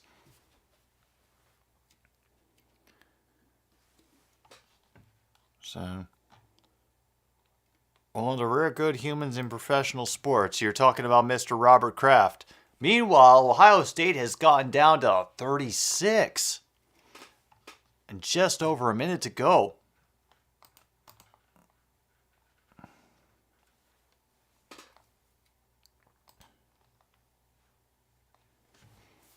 Yeah, Mercedes Lewis, Packers fans do see him everywhere. Oh my God! And a spin move from number 10 to get into the end zone for a touchdown, and Ohio State takes the lead. 37-yard touchdown reception for Xavier Wilson, who got himself in a great position to catch, but also made a wonderful adjustment to get out of the way of an impending tackle. Oh my goodness. You know what? We got a fun game going here too. So, I think we've earned this. I don't even care if I'm disturbing her. We get a special present. Hang on, we get a special present.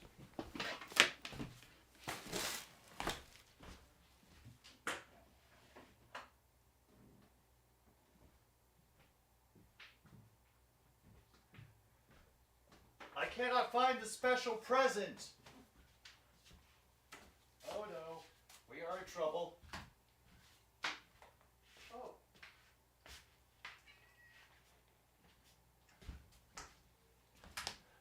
Found it. Everything's all right. Yes.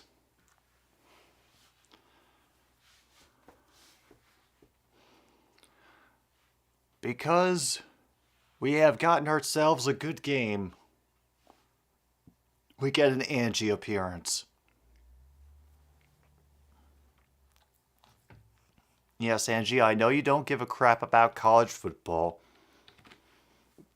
but we actually have a fun game going on, so I thought the chat would like to see your glorious face. As you happen to have been eating out of Monty's food bowl as well. Do you have anything to say for yourself?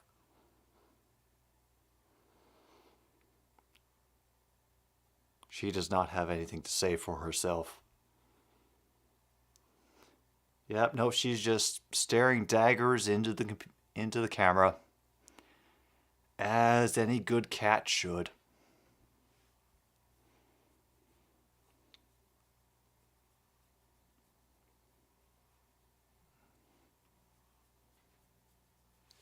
First and 10 for the Bulldogs, by the way. They're at their own 25. Got 49 seconds left. That pass gets batted down to the line by number 44. Will be incomplete. 3 seconds go away. It's now 2nd and 10 for Georgia.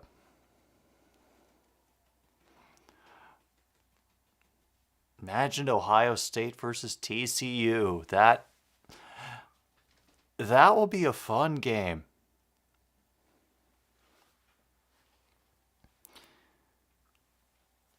Well, True North, I have to say there's only, I think, one person who can accurately capture the state of the Vikings fandom.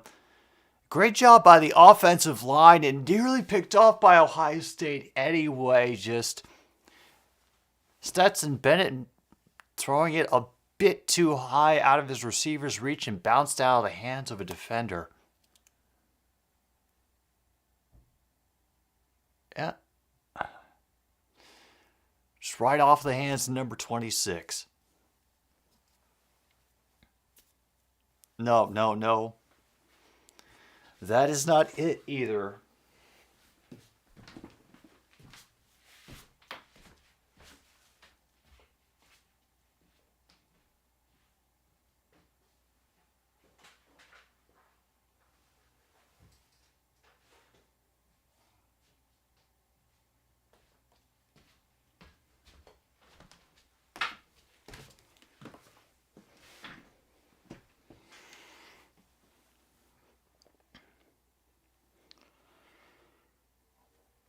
It is the Monty. That's who it is. We get a special helping of Monty as we close out the first half of this game. So everybody in the chat, pay your respects to Monty Bill Monty, the Minnesota Vikings fan of the household, and somebody who just keeps rooting for the team no matter how impossible or dumb it may seem. Adam has started streaming, you say? Well, I think we have to plan out some definite rating time for Mr. Adam. But in the meantime, I'm going to have to take a pause for the cause because we have reached halftime. Yes, Seal, all glory to the Hypnotoad.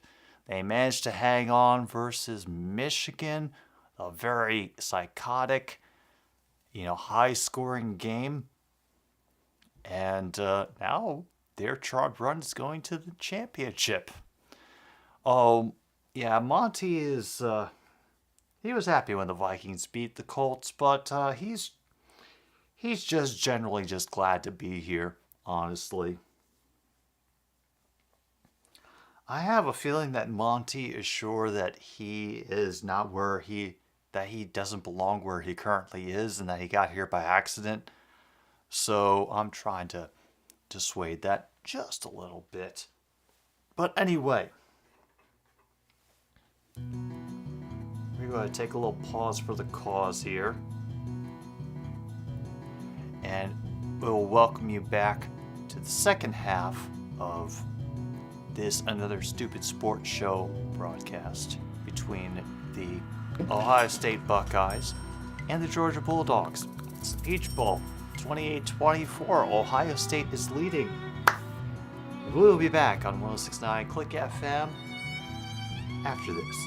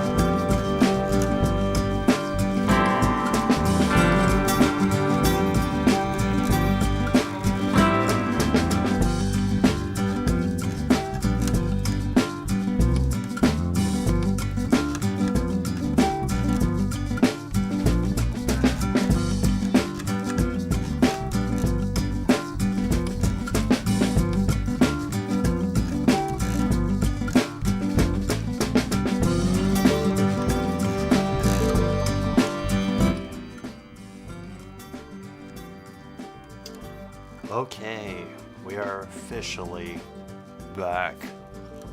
That is a good question. I think the Packers wide receiver one is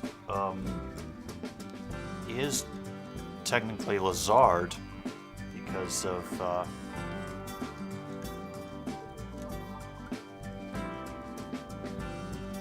yeah, he is the number one. If Watson doesn't play, he's winning that. Yeah. Perna curses everybody. You know, everything that Perna touches withers and falls to the ground.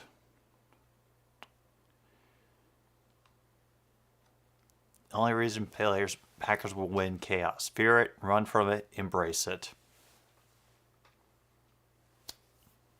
I'm over on Adam's stream right now. Let me just, for the sake of it, we're just going to get that link in stream because I'd like us to all go in and quack at him, which I think would be a nice thing to do. So we're going to quack, but also ask some legitimate questions about the game as well. Hey, Michael, we're overrating Adam's stream right now. Be sure you ask him some valid questions about this Sunday's matchup between the Vikings and the Packers as well.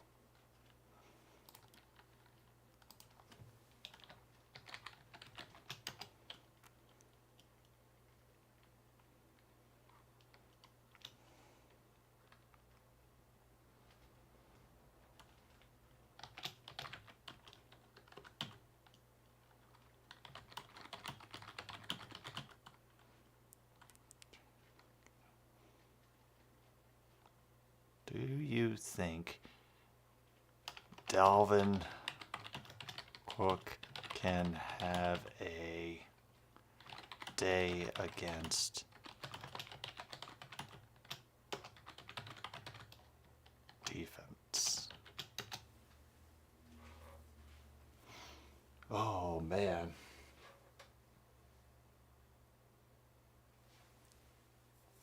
Yes. Yeah, let's leave some more ducks in there. Definitely can use some more ducks.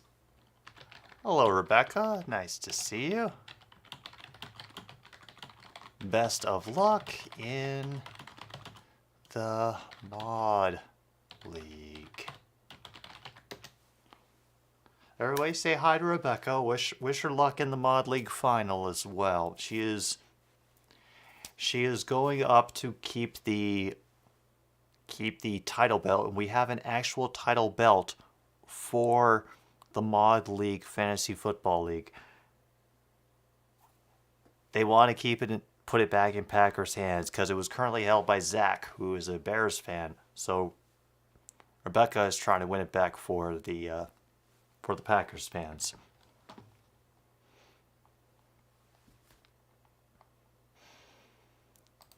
Good times. Good times. Oh, Michael, it's going great over here. The game got exciting. It really did. Ohio State has come back, and they have the lead now over Georgia. Like, they had a major resurgence in the second quarter. So, I'm having fun keeping track of this. Yeah, that is a good... Yeah, the Packers can slow down Justin Jefferson, but with how inconsistent the reliability of their secondary has been, and I'm not sure if that's things are off with scheming or strength of schedule. You know, we're playing some teams with really good receiver rooms versus teams that don't have great receiver rooms. I don't know the balance of that. If the Dolphins couldn't do anything running the ball against the Packers, the Vikings will suffer the same fate, he says. And yeah, I'm hoping you have a great New Year as well, Michael. Thanks for dropping by.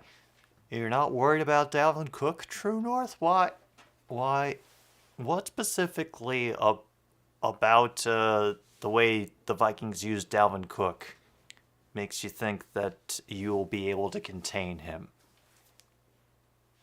Because I gotta imagine there are like patterns that you see with teams of how they like to use Dalvin Cook in certain situations, you know, versus whatever defense they're going up against. So is it something like that, or is it just you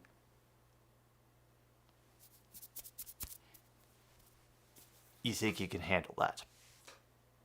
And when you have JJ for the fantasy championship going against the Packers.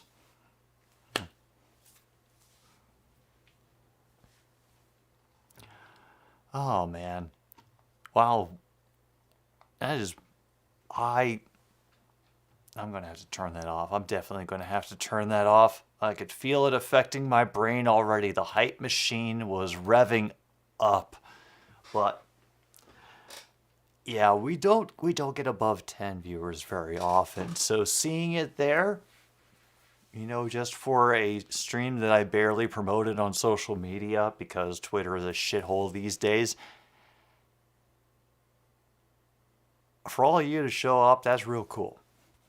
So thank you again for being here. Even if you're not talking in chat, you're just hanging out and enjoying the vibes. Thank you for being here. I do appreciate it. So, let's see. Michael says the Packers' defensive plan is to control Justin Jefferson and Dalvin Cook, which is better said than done most of the time, yeah. He's not worried about stopping Dalvin. It's more about Jefferson. Cook didn't do anything against the Giants. He had only 64 yards. Jefferson is who you need to watch out for.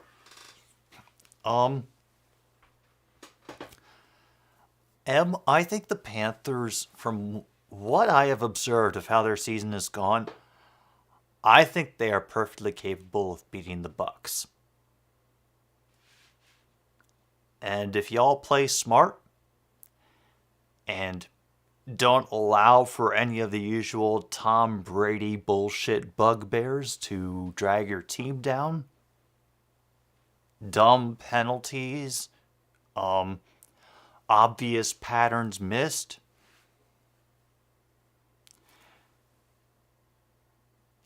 yeah, I think the Panthers have a very good chance. And considering how a few weeks ago, of all the fans I had talked to about their hopes for the preseason, it looked like the Panthers were the most dead in the water. It is so cool to see them get back into it. Yeah, unless the Brady and the refs, but we hope not. Exactly, because Kitty goes meow.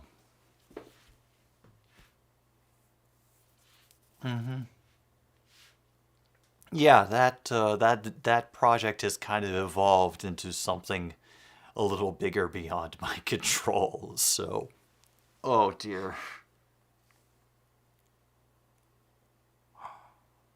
Oh dear, I realize accidentally what I have done. Oh crap, this is New Year's celebration shit. And everybody's wearing shitty Planet Fitness top hats.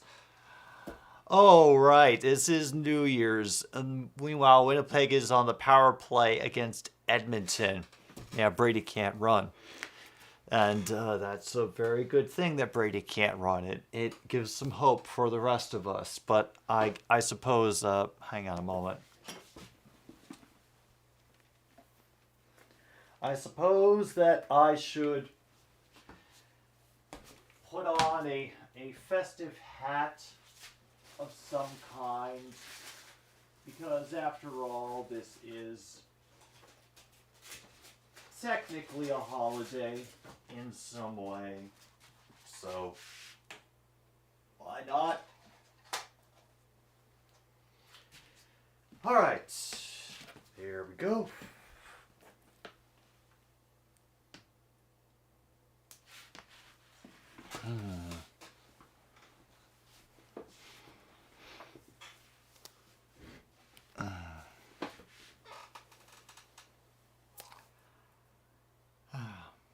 Yeah. Gotta love those corporate sponsorships. Yeah, I'm willing to count it for ad that doesn't make sense.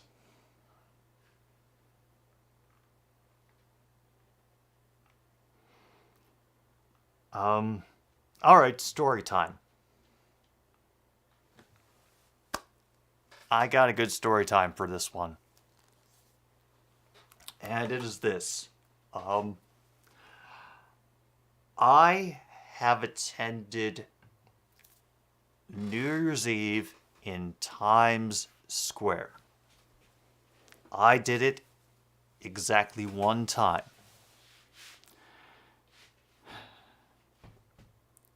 And I did it on the New Year's Eve of 2001.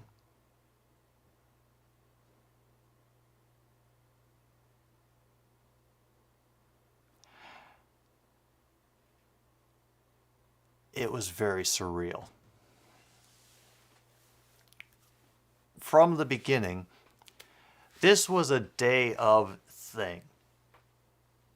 I was spending New Year's Eve with my dad, and he just suggested on a whim, "You want to go up to Times Square?" Apparently, New Year's Eve had not been canceled in Times Square, even so soon after that event that had just absolutely rocked us. Yeah, 2001 to 2002. Exactly that one, Foster. And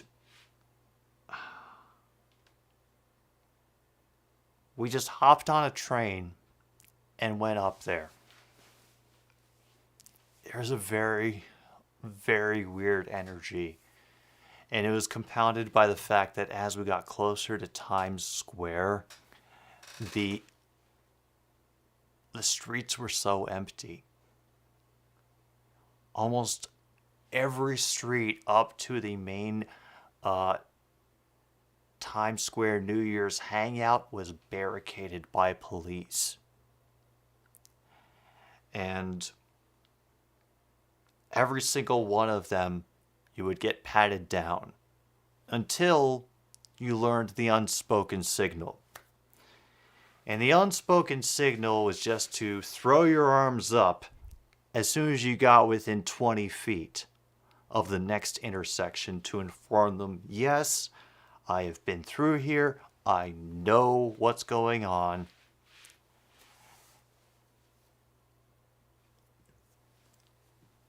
And I think this made me not want to move to New York more than anything. Because the streets were so empty and so quiet, we could see and hear just about everything. We were walking along and this rat scurried out in front of us on the sidewalk, and people giggled, haha, New York rat, and it scurried across the street into a sewer. And when we looked across the street, there was this rat the size of a fucking groundhog. I swear to God, a fucking groundhog. Just bobbling its way down the fucking street and just bloop, dropped himself into the sewer. And the laughs immediately went away about the tiny rat in front of us.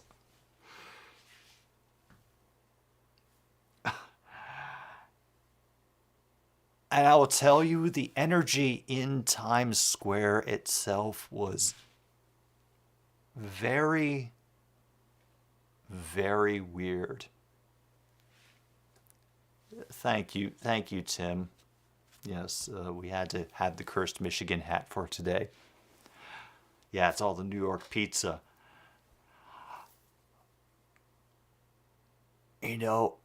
It just felt so strange to be celebrating that holiday in a city where something just so horrible and just so striking, and that would change the identity of America and perception of America forever, had happened.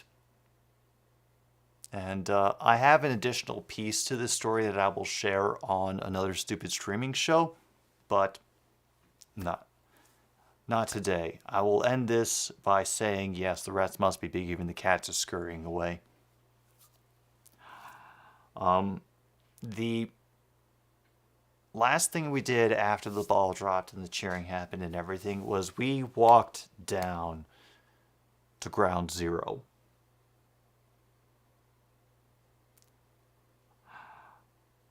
I remember this very clearly. Yes, rodents of unusual size. Oh, they exist, Kaylee.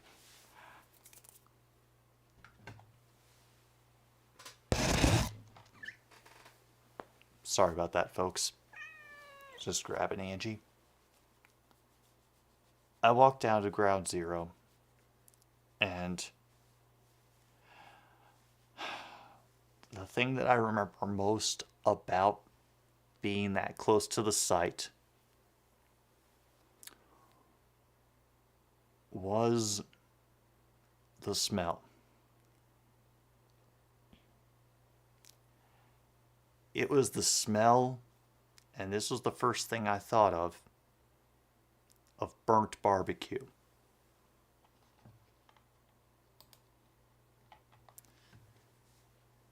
And there was one section of fence. It was just normal chain link to block off the recovery and cleanup. That had a white piece of fabric stretched over it, and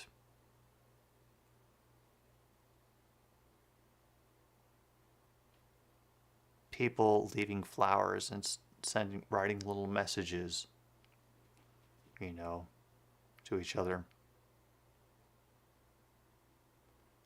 And I wrote on that, I swear, I will never forget. That pass was batted down at the line. By the way, incomplete, 4th and 6, and it'll be a turnover on downs.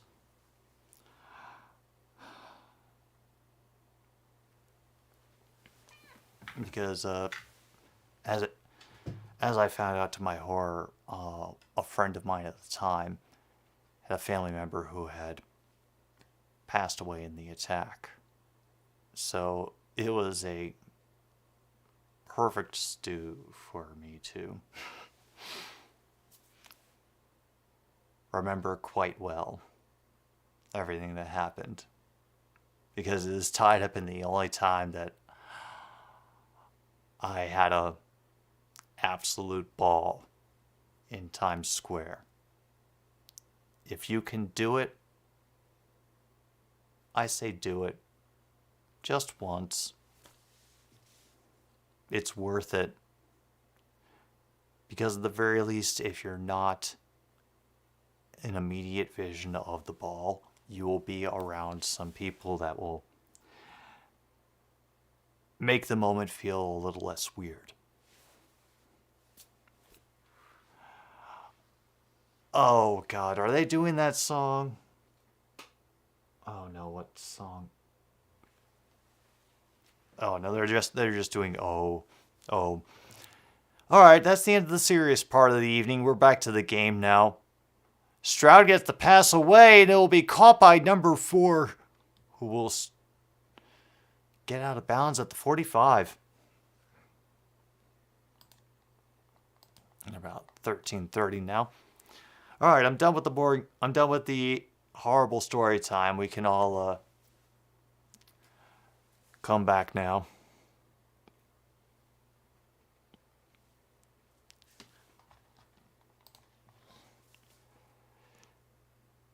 Wow, CJ Stroud is 6 of 6 tonight. 147 yards. Yeah, I know it's a bit of an abrupt shift, but I just thought we hadn't had a good story time for a while. I thought I'd throw one out for you.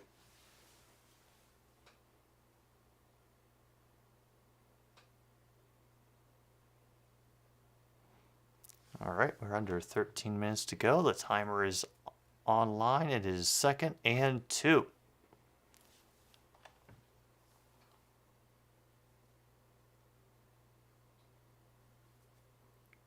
Stroud working out of the shotgun. Will fake the handoff, not really effectively, because he will have to go further downfield for number 2.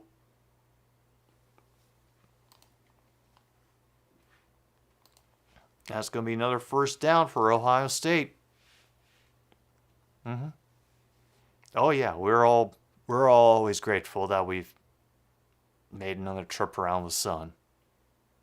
Always.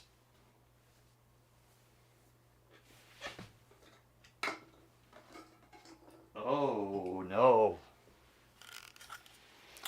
I'm not sure the Texans will pick up CJ Stroud.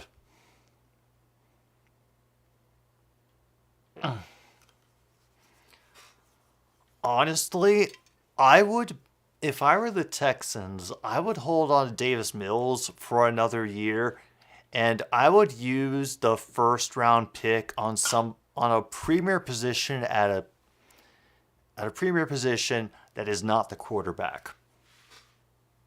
I would like them to wait a year, because if they're bad again, then they could just pick up another quarterback next year. Hey, yeah, absolutely best wishes to J.J. Watt in his retirement.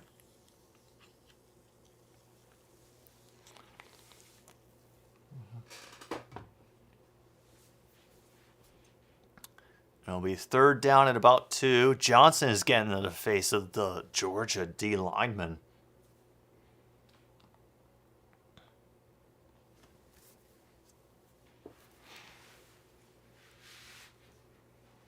Everybody thinks that Bryce Young is going to go to the Texans, huh? All right. Bryce Young to Texans? Question mark? Oh my God, and now Ohio State is starting to pile on the points. Emeka Bugba. I've already screwed it up twice. I'm sorry, but he got a touchdown.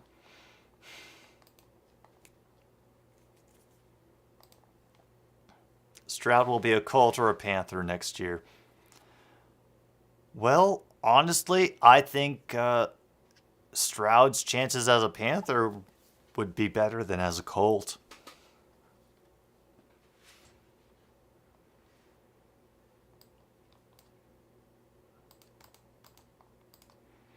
Ohio State is now have a double-digit lead in this game.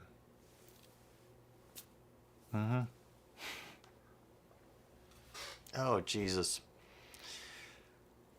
I'm going to have to do a lot this Monday, aren't I? Yeah. Well, it is the new year, so I guess it's...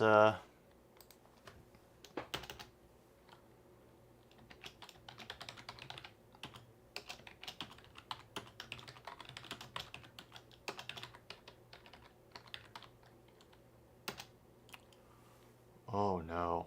Well, this Monday's show just got very, very, very interesting.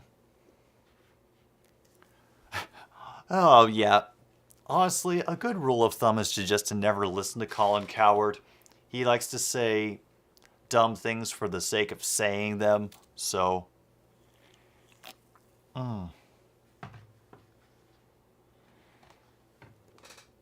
Yeah, I'm going to be doing some...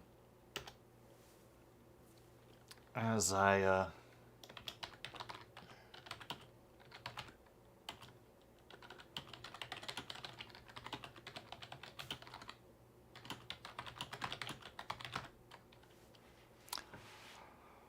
Yeah. I think we can do that. And this is going to force me to get something started earlier than I needed to. Andy Dalton must be so geeked up that right now that TCU is in the Natty. Is he from TCU, I take it?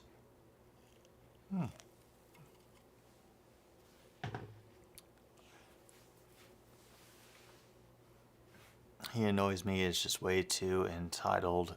And I'm glad the entitled teams are all losing. I feel you on that one, Tim. Personally, I love the fact that TCU is in this simply because someone in that university decided to latch on to the Hypnotoad from Futurama as a meme to associate themselves with for their football team. And yes, Andy Dalton is a TCU alum. Thank you for clearing that up, Michael. But all glory to the Hypnotoad. All glory to the Hypnotoad.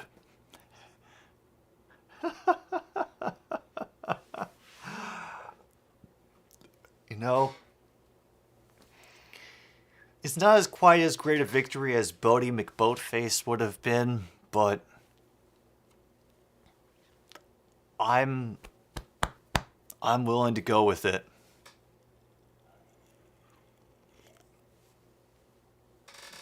Georgia will start their own 25 after the touchback, by the way. Well, I don't blame a lot of people on Alabama instead of TCU. I mean, Alabama's the proven commodity. But yeah, there's a reason that Nick Saban is the goatsy as a possible space on this card, is because he's the Tom Brady of the NCAA football world. People will take every opportunity to try to mention him in a broadcast. Foster, I am not playing that game right now, especially because I've got some good earphones. So unless something gets knocked over or I suddenly get taken out, I'm not going to hear anything that's coming.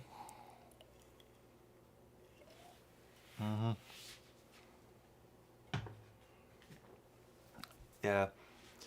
I find these days I live permanently in the camp of Tom Brady, we cannot miss you if you won't go away. It's sort of how people of a certain generation view The Simpsons. That they fondly remember the early days, but since about season 8, 9 or thereabouts, we really got sick of it.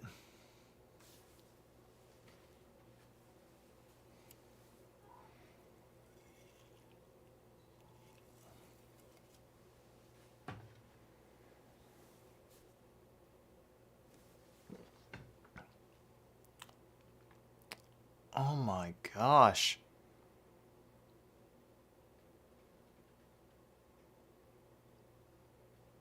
This is insane.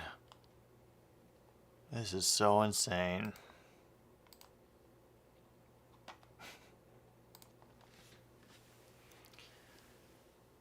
You feel that way about Mason Crosby? Yep. Oh, 28-3 and the 1 yard line. Oof.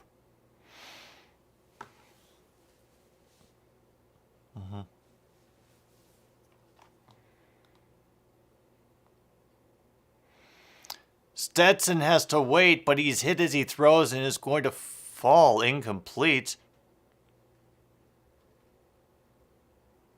Damn.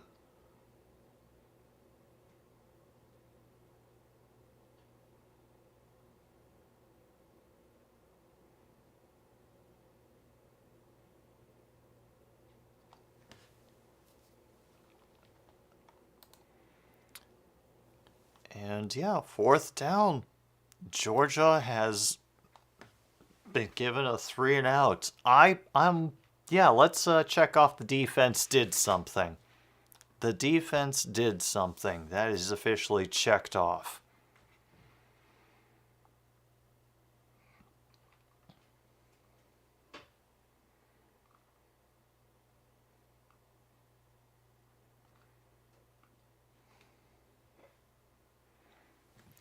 And here goes the punt.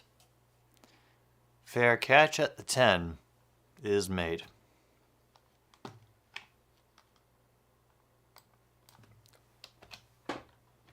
Wow, they're up 11 with 8:15 to go in the third. This is insane. Vancouver is on the power play against Calgary. Oh, it's nice to hear something go their way for once. Oh, hey. Honestly, I don't question Pats fans existing anymore. They got all those championships, they can hang their hats on them. Hopefully they'll keep you guys warm for a good long while. Okay, let's see if we can find the rushing stats for both teams.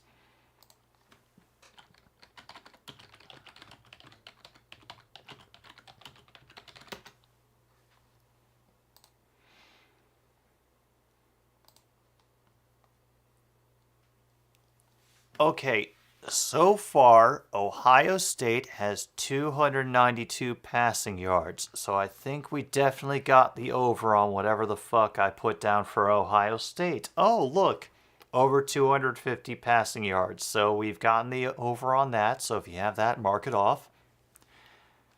Ohio State only has 26 rushing yards. Meanwhile, Georgia has 139 rushing yards. So they're a little bit closer to making their over than Ohio State is in the running department. Georgia does have 191 passing yards, so they have a good chance of getting the over on their 250.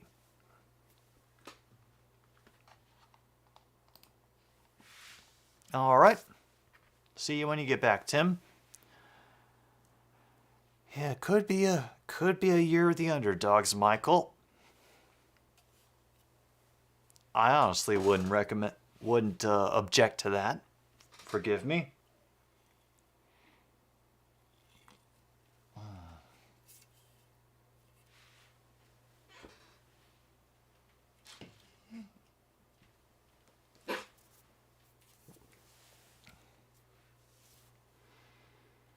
I gotta admit, I'm not really rooting against Georgia either, because they only very recently, got back into the title picture and proved themselves to be, a force to be reckoned with. So, I'm kind of cool with them for now, Oh, yeah, that would be cool too, Michael, if TCU helped make the Big 12 relevant again. Hey, I'm sure it would probably give a lot of hope to a number of the Big 12 teams, Nebraska especially. By the way, hi Kaylee, if you're out there. Hope you're having a good night. End around and he will get maybe 3 yards. Ugh. Hey, we never know, Lizzie, whether she is listening or not. It's like Santa Claus. Maybe Kaylee is Santa Claus. I don't know. And, by the way, just another moment to say hello to everybody who's hanging out here, but maybe not participating in chat. It's cool, we're a pretty laid-back stream. And doesn't see that guy coming from behind him. Stroud sacked by number 22. Bullard for Georgia.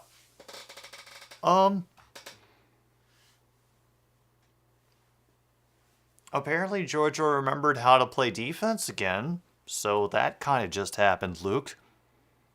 But as far as bingo goes, Ohio State already hit the over on my passing prediction for them. So we've also marked off the defense did something and upset for the fact that TCU beat Michigan. Oh yeah, no, they're not bad either. I think illegal substitution on the offense Oh.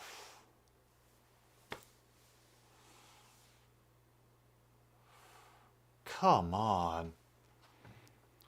Oh yeah, honestly, if Kansas State can improve, they may be like a couple years away from getting to the playoffs.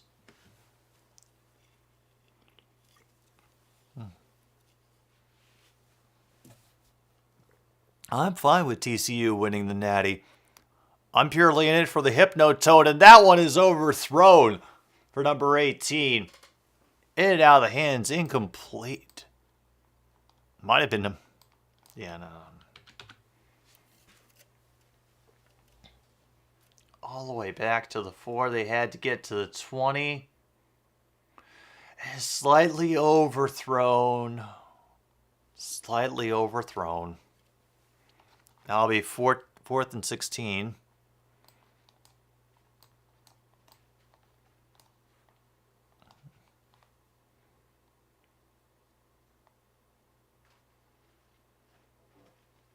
He will get the punt off. Have to be fielded at about 46. Crosses midfield, back in the middle, dashing through the 40, onside the 35, down to the 31. Thank you, number 10. Stetson Bennett is hyped up. The cool uncle who's willing to tell you whether or not you got a good bag of weed by doing a sample and describing the effects. No, that's no, too much, sorry. TCU deserves it. Honestly, like I said, I'm cool with TCU getting it.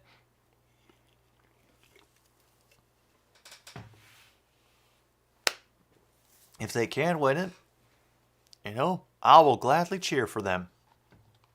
Yeah, he is 25. He's got to have at least like 3 nieces by now. Edwards will get barely 2 on that carry. Now under 6 minutes to go in the 3rd.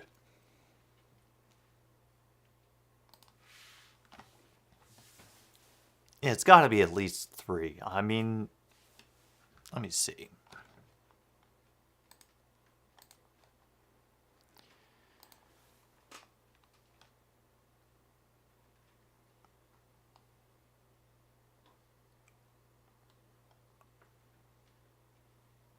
Where are you?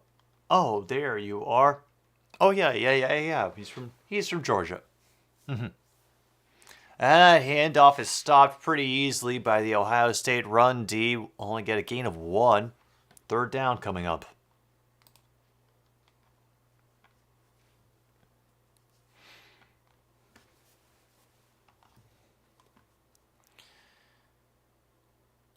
Should have had that on the bingo card. Yeah, this guy definitely has 3 nieces. Fuck it, that's going on the bingo card. And you can't tell me that it won't happen because BYU exists.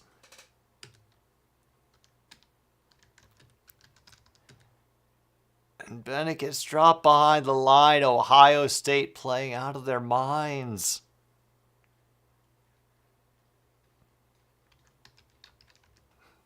Yeah, this guy definitely has 3 nieces. We have a new spot now in the bingo card for future college football bingo. Thank you, M, for that.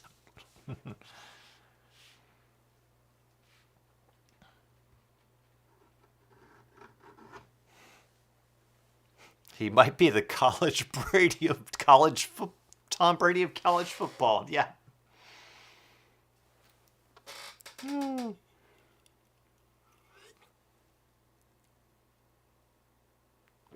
Oh my God, and Georgia has missed the field goal attempt.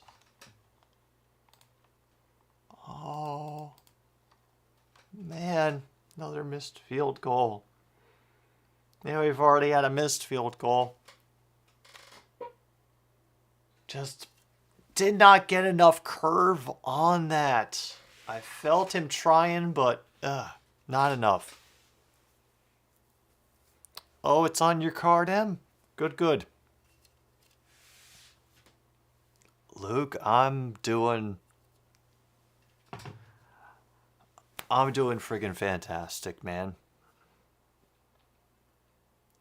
I've had a beautiful couple days of rest and been able to go over some story things in my head, some future plans in my brain, and yeah, things are good.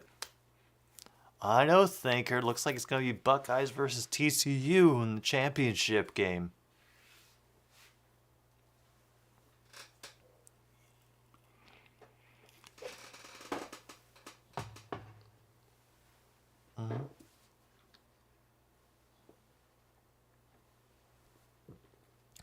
All right, quick question. Does anyone else think that Plane is the lamest movie title that they've ever seen for what that thing promises?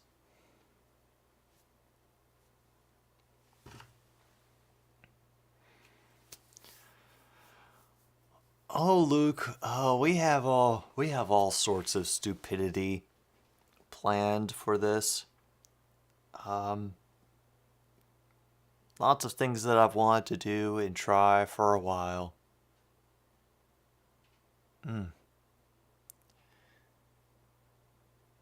What exactly about Brokeback Mountain ThIIIrd is, because I don't understand where you're going with that.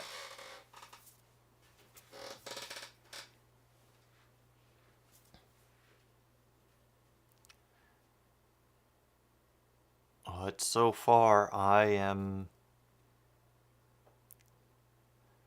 impressed by how Ohio State is playing in this game. And I think we are going to be in for an exciting national championship game if this holds.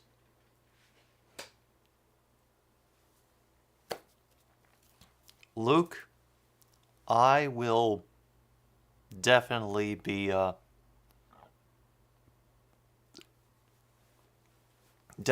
hitting you up in the future, but not specifically for that. For other things.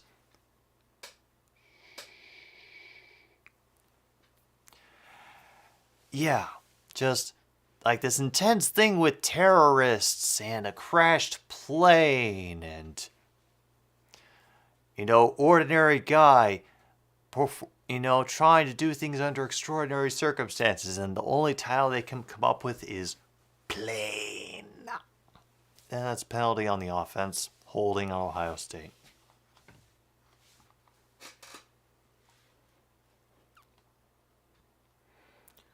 True North wants to be Lonnie Anderson.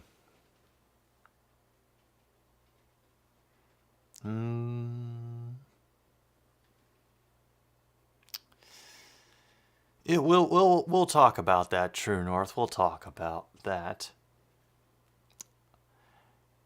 ThIIIrd says that the lamest movie title is Dot Onion.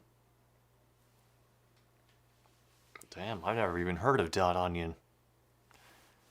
Oh, that's okay. That's okay, Adam.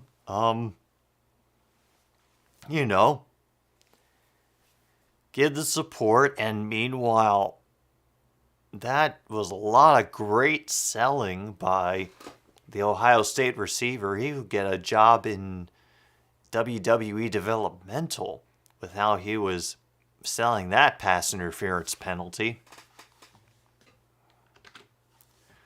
That'll be a first down for Ohio State. Oh, God, Marvin Harrison Jr. Well, yeah, whoever drafts Marvin Harrison Jr., he not only got somebody apparently with good hands, but also a good actor.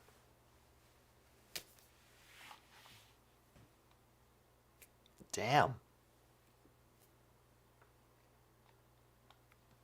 But again, those also kind of fall under, secondary skills that you never really think of when you're putting down stats for a wide receiver. Okay, 1st and 10. For the Buckeyes, Stroud is flushed from the pocket, running out to the far side, will take it on his own, get about 7 yards before he is forced out of bounds.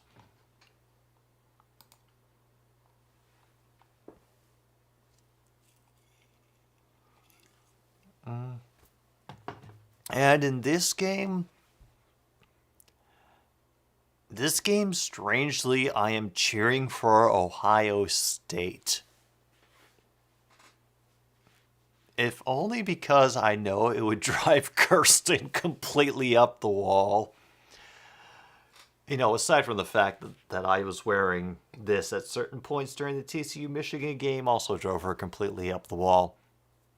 Until we figured out that it's not actually cursed.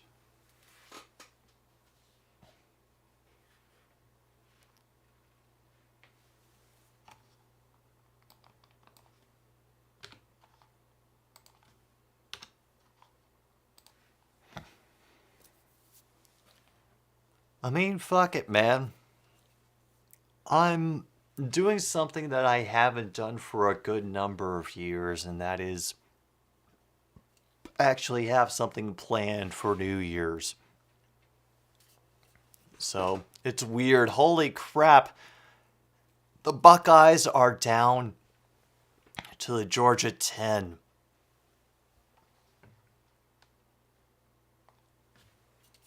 We're getting to 2 minutes to go in the third, and the Buckeyes are about to pile on. Hey.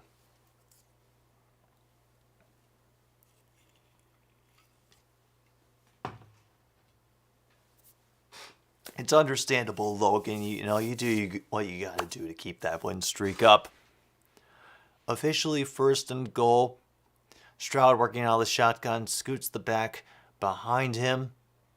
It will be a handoff, trying to find a lane up the middle, but quickly gets wrapped up. We'll maybe have a gain of 3. Oh, and Ishii is here as well. Yes, Merry New Year. This New Year's Eve broadcast of Another Stupid Sports Show, by the way, is brought to you by Screw City Lager from the Prairie Street Brewing Company. You never forget your first trip to Screw City.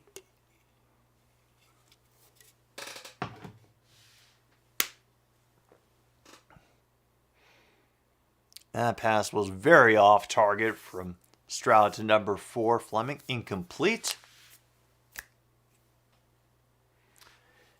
And our other sponsor for the evening is Whorehound. Old-fashioned hard candies made with natural Whorehound herb tea, brewed and steeped in copper kettles to enhance the natural Whorehound flavor. Whorehound.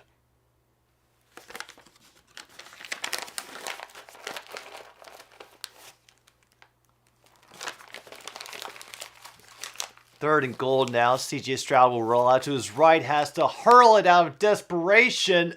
Oh! Oh, Jesus! Because of that hit! Holy fuck! Holy fuck! That Ohio State receiver is down. Oh my God. Oh, that is ugly. There's got...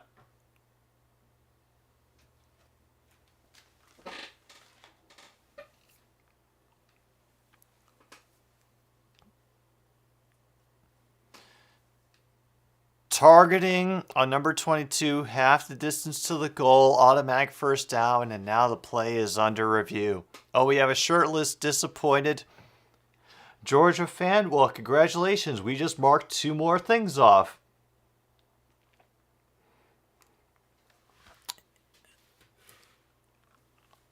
Oh.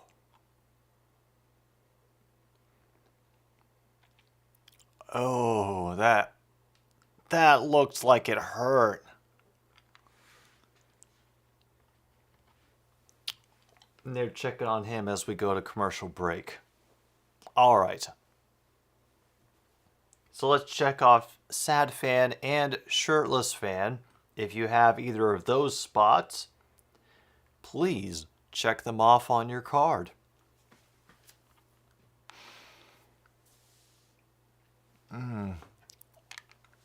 Yeah, because honestly, from the one replay that I saw, from the one angle which I saw when I was really paying attention to the play, yeah, it's Harrison Jr. that's down.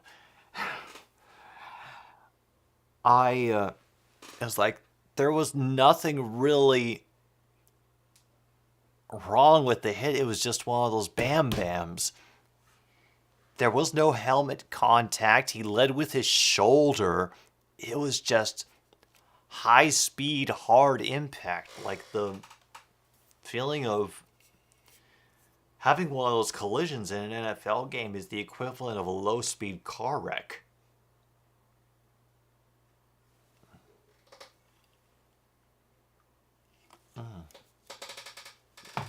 Michigan eliminated. Red Wings win. 2002 is dead. This has been a good night. I don't remember a turnover on downs or a 10-plus yard QB run. These two have been staying in the pocket pretty reliably all night. If y'all remember any QB runs, please speak now or forever hold your Reese's Pieces.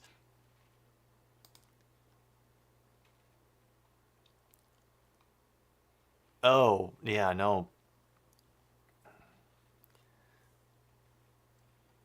Definitely not anything on CJ Stroud's end. And not on Stetson Bennett's end either. Nope. Okay, the thing that is going to help you forget 2022, and I'm sorry to tell you this, Luke, it's only time. And I know that's the answer that everybody hates to hear. And it doesn't help right now. But yeah.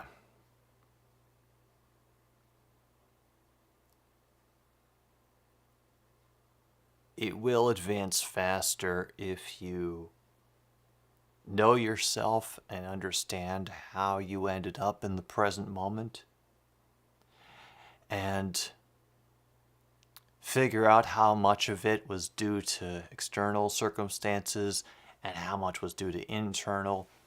And then once you realize that, you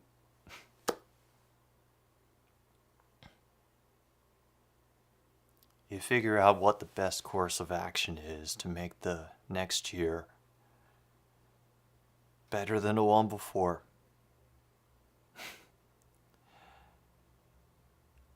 We're all constantly learning,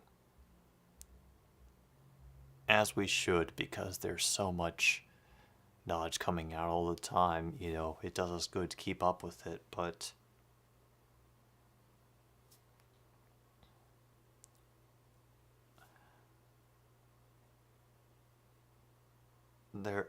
one of my favorite written passages that has ever been put down on paper goes thusly: the more you know who you are and what you want, the sillier everyone looks strutting around and posing in their masks. So when you understand how much of what got you to a particular place was out of your control versus in your control, I find it helps to give some perspective on the new year. Then hold on to that memory, Luke. Hold on to it. Michael, I would recommend not listening to anything Skip Bayless has to say either. He's just made a career out of trying to intentionally piss people off. Meanwhile, a dump off by Stetson Bennett does well because of a stiff arm by number 6, breaks through a tackle and will get up to the 40-yard line.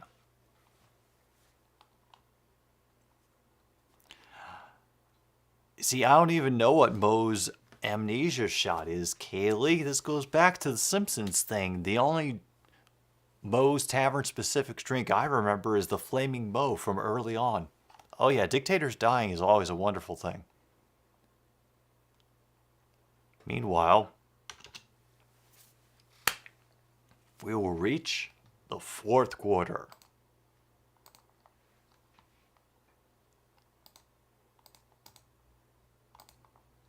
It is 38-24 in the Butt Bowl.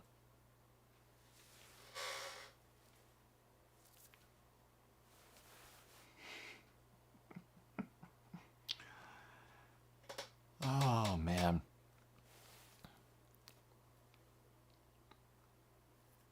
Now, to address the Lions-Bears game this weekend. After how our run defense performed last week, I suppose I should be nervous for the Bears game, considering how much they favor the run in their scheme. However, I do think that we have the talent to beat the Bears. I'm going to say that we will.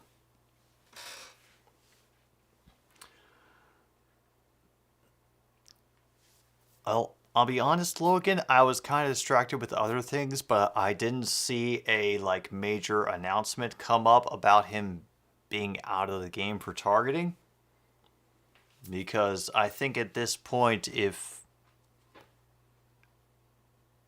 the targeting thing had come through, they would have had to at least notify. Your team wins, you're going to have to sit out the first half of the championship game. Do I think the Lions will make the playoffs?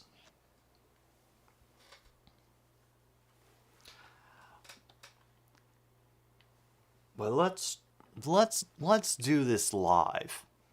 Jamal Williams has fallen back to earth along with our defense. Right? Yeah. If it's 2 games in a row, true north, then I will concede that we've fallen off. But so far it's just 1 game. But the thought is there. I will not lie.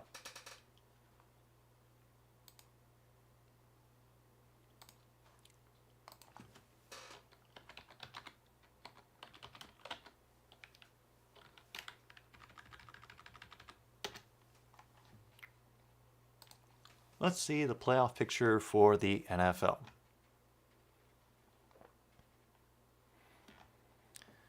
And very slowly it comes up.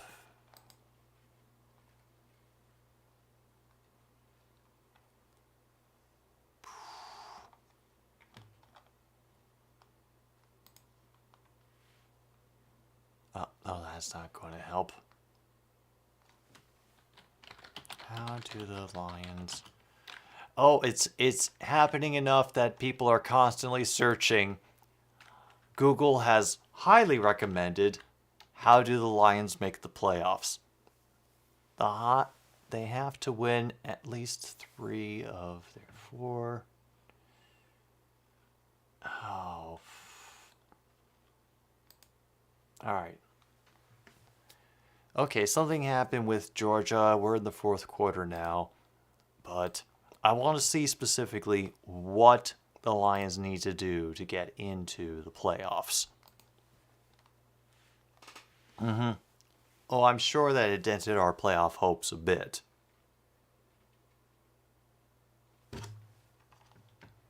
Yeah, if they played like they did against the Panthers, no.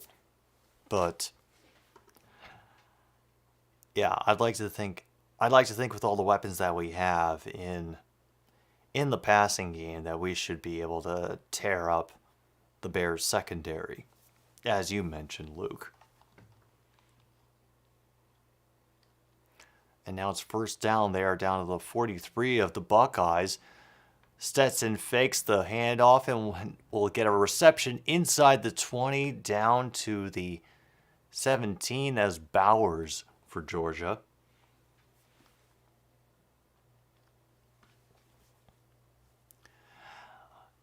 Yeah, I think we can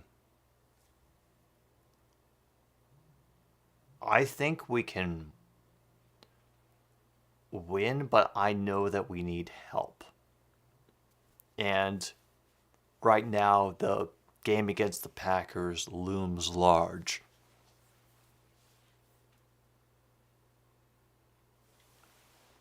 Lions need to win out, and Commanders and Seahawks need to lose at least one game.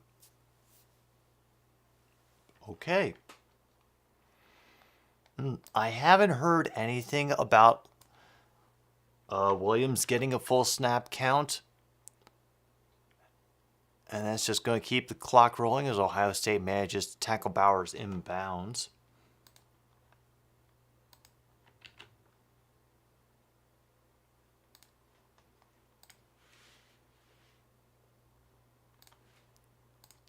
Well, the Panthers need to win out too. Do they need help, or is it just win and you're in? Calgary, meanwhile, gets their first goal in their game. As a Rams fan, it was really refreshing to see Jared Goff back in his 2018 form again.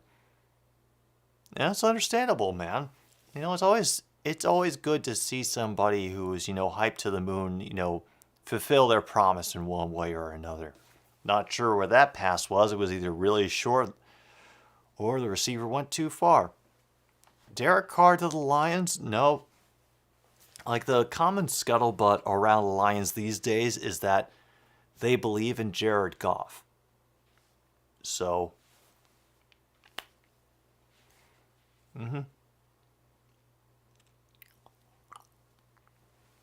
okay, that makes sense because it's purely division opponents, and that should settle any disputes. Oh, shoot, Georgia's going for it on 4th and 6th. Now they're down to the Ohio State 13. 2 receivers on either side. Bennett goes up to change things at the line. 3 seconds left on the play clock. They snap it before the time expires. It'll be thrown underneath to Bowers, but did he get there? They're going to mark him short. Yeah. Can anyone in here tell me Carr doesn't feel like a Colt?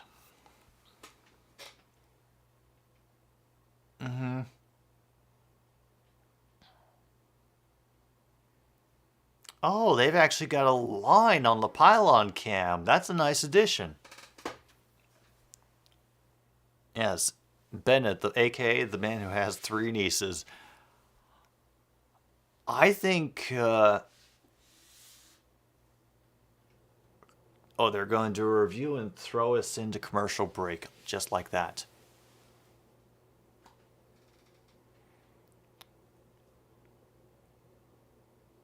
Yeah, if anything, Carr and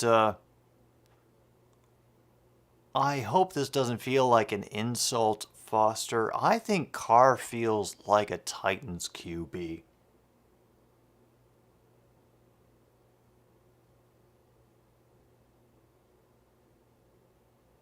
Like, I think Derek Carr, with his enthusiasm for the game and for wanting to succeed no matter what the circumstances, I mean, we all saw how teary-eyed he got. I think he would be a perfect fit in the Titans. Yeah, nobody wants to be the Colts QB. We've seen what happens to them. Exactly. All he needs to do is do okay. And I think Derek Carr is one of those QBs who's capable of that. Jimmy G feels like a Jets QB. God.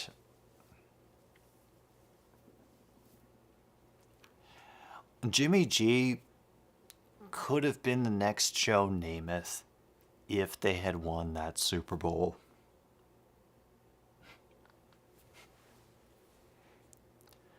The Buckeyes have a tendency to let their foot off the gas in the 4th quarter. Okay, this is interesting to hear. Georgia knows that they have to pin their ears back on defense and strike fast and quick on offense. Jordan Love to the Raiders. Well, I'm going to spout the Grossi line on this. We haven't seen enough of Jordan Love to know whether he really is a flop or not. So, I'm not comfortable assigning him to any team until I have a nicer idea of his skill set.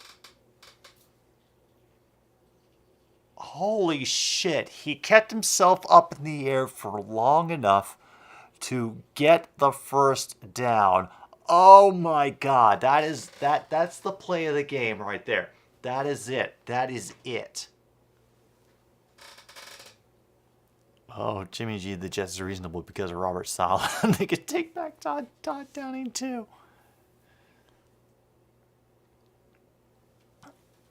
That was beautiful. Just looking at how he kept himself elevated with his arm and got his feet off the ground while he was reaching out. Bloody fantastic.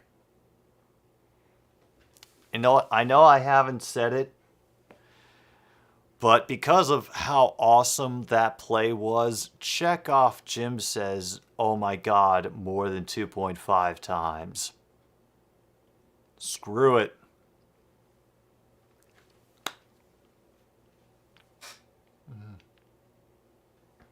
Prison's too good for him.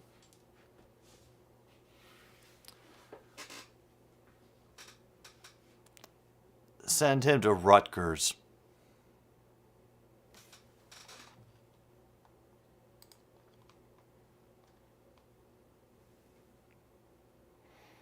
And fake it, and it's going to be a backwards pass, which has to be quickly grabbed and swallowed up.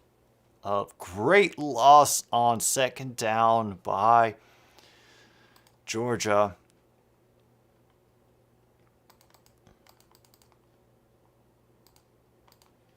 That ball looked like it was definitely thrown backwards, but thank you, Monty, for straightening things up in there. I appreciate that.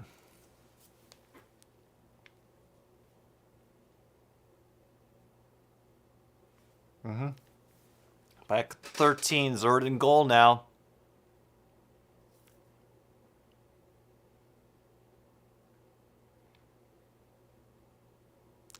And lots of traffic there. It was double covered by number 14 and number 26 for Ohio State.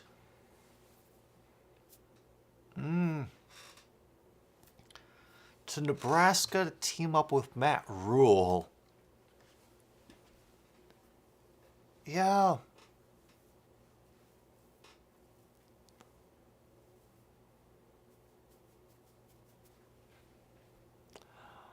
But also, I like the idea of Rutgers being like the island of misfit toys, but for coaches. That just brings a lot of joy to my heart for some reason. Oh, look at that. Georgia made a field goal. It's now 10-14 to play in the 4th quarter. They're only down by 11 now.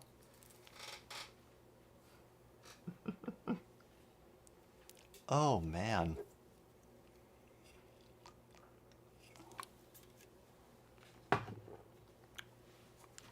Well, this is definitely not what I expected out of this game. And I say real credit to Ohio State if they come back to win this. You know, normally I shouldn't be, rooting for Ohio State just on general principle and kindness to humanity, but, they've managed to battle back.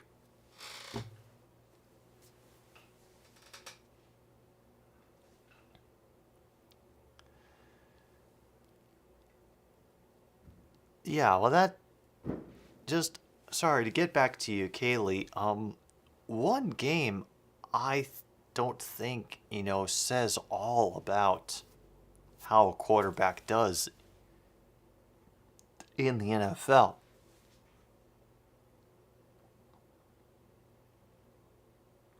Like just the experience, because from what I understand, the defenders are much faster, so the same tricks that might have served you well in college aren't going to do so well in the pros, and the play calling gets more complicated, and I think there has to be a certain amount of learning that gets done with every quarterback, and allows them to not only get used to the additional level of difficulty, but also the pace of the game. And for the few preseason games, I don't think he looked too bad. I think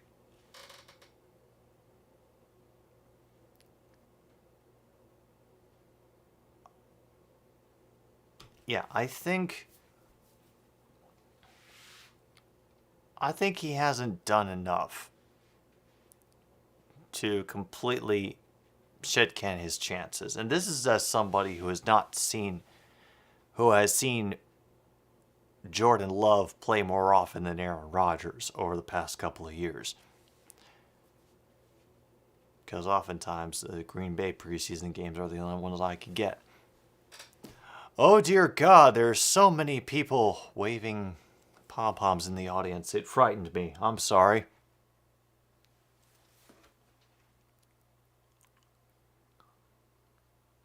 Fair catch in the end zone for the Buckeyes. I am sad that I'll be missing the Bills-Bengals game this Monday. But the theme for this week's Stupid Streaming Show playlist was dedicated to all the people who got stranded by Southwest this past week. And the requests that people have made to fill out that playlist, we've gotten some really good stuff. And I'm really looking forward to it.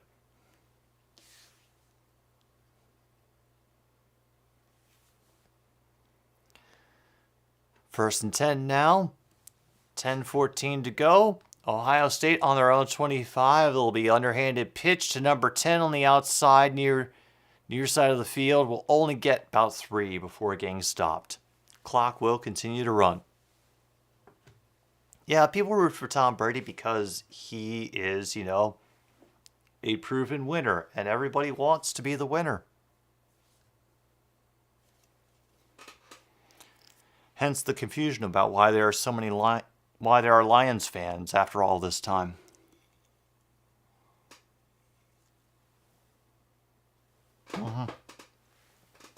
Oh yeah, that pass was definitely deflected at the line. You should pick that up.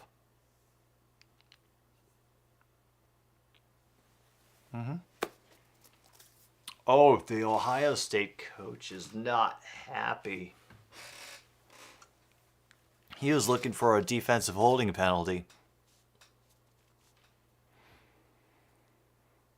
True North believes it would be ironic if Devontae went to Las Vegas to get away from the uncertainty in Green Bay, including Love, then ends up with Love in Las Vegas.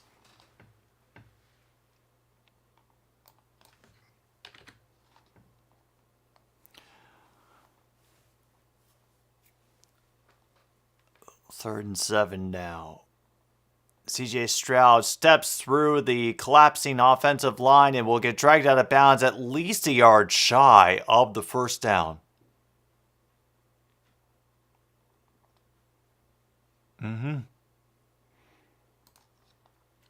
It'll be 4th and 1.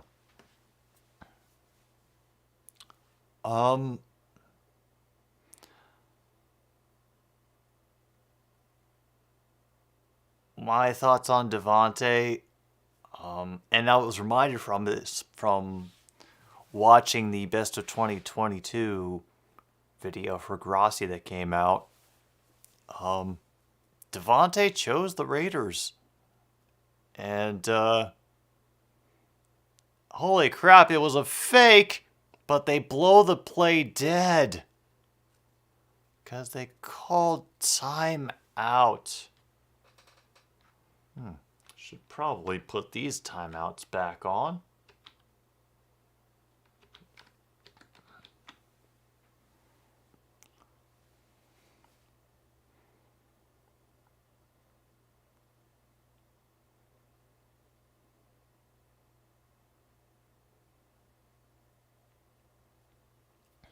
Oh yeah, I enjoyed the hell out of that recap video, but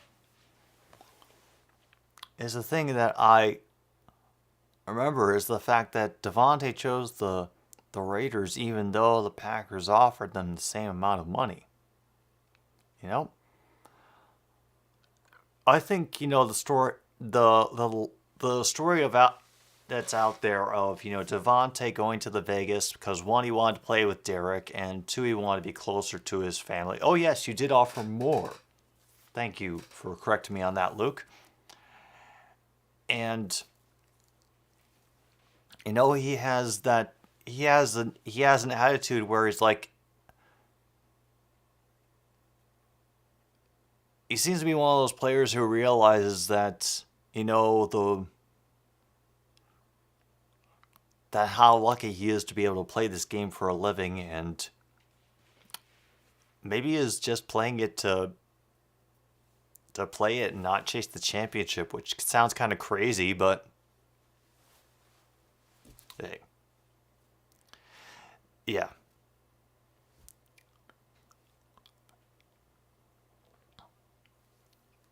And by the way, True North,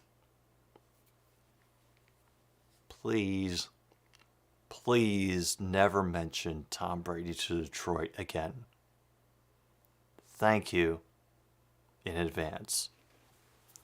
Oh, Calgary got the second goal. Yeah, no.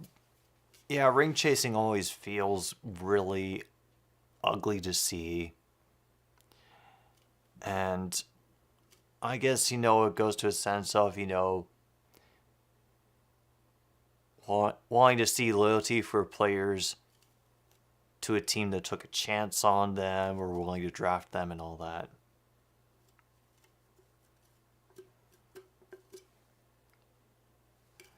And I understand why some players would want to do it because, yeah, it is the winners, it is the champions get remembered the most.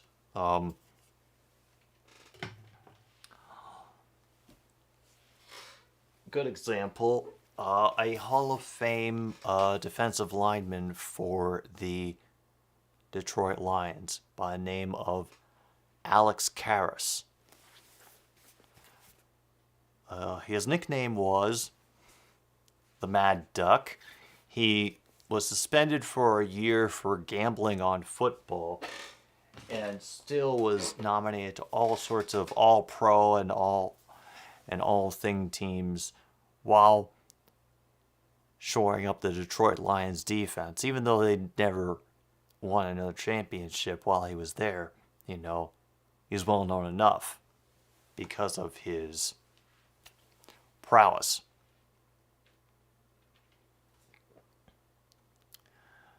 But the thing that people most remember him for is informing us that Mongo only pawn in Game of Life. Yeah, that's right. Mongo from Blazing Saddles. That is Alex Karras, the Mad Duck, the Hall of Fame defensive lineman for the Detroit Lions. Could bet and get away with it. Yes, please keep Tom Brady away from the Lions. I do not want that.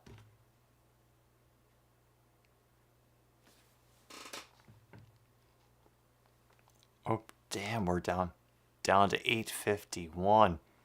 And as a launch from Bennett, who somehow finds an open receiver, is the easiest touchdown of the night. And Georgia is suddenly back in this game.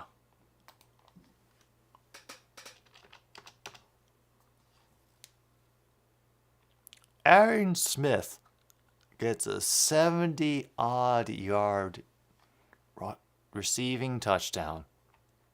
Yeah, that was Just totally blown coverage right there. Don't know what the hell happened.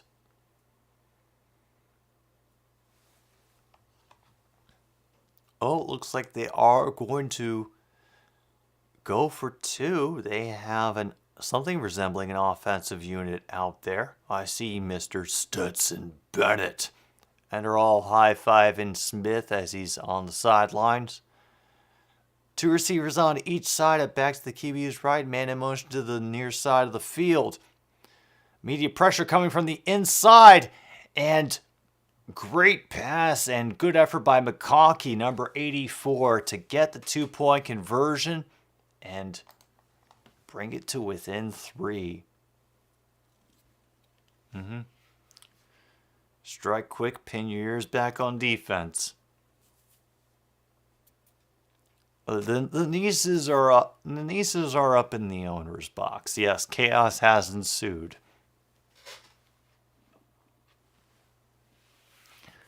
We do have a game again. No, we don't need to get into butt clenching for this one. You know, this is the vibe stream. This is the relaxed stream. You know? No unnecessary tension here.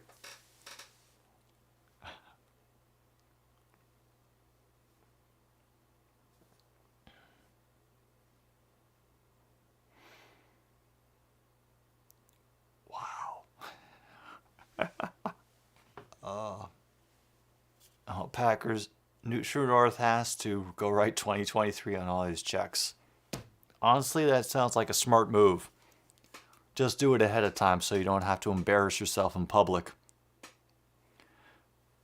Meanwhile, as a touchback, and Ohio State will start on their own 25. Georgia has over 250 yards passing. All right. Well, good for them. We'll mark that off. Because who needs rushing games in college football?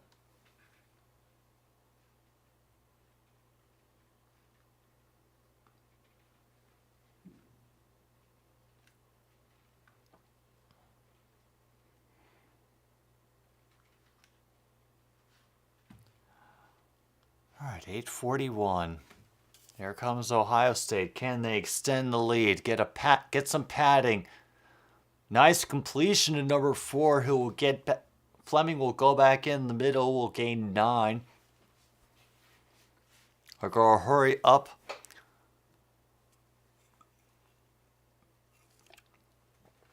To the line.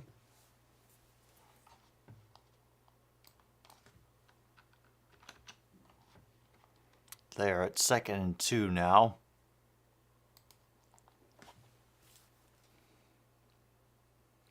I have a tight formation. Number 4 going in motion to the far side. They will hand it off to number 5, who will get the first down past the 40 out to the 45.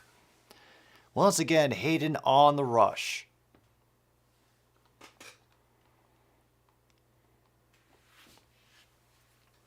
A 50-plus yard field goal.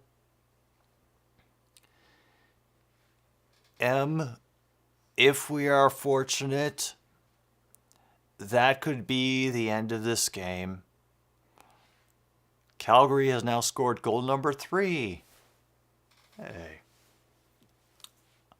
Hey. Anytime a Canadian hockey team can do well in the NHL, we give it a thumbs up.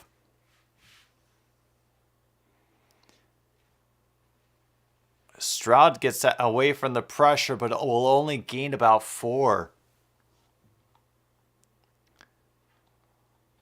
It will now be 2nd down.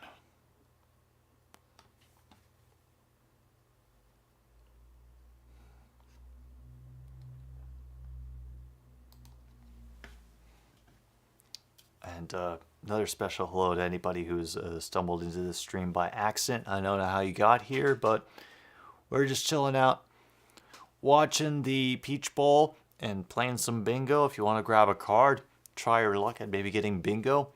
We'll update you on what spaces have been covered so far. But we're also kind of have some excitement at the end here. Under 640, CJ Stroud's get flushed out to the far side. He will tuck it under his arm and ride it. He will get the first down past the 40, inside the 35, down at the 33.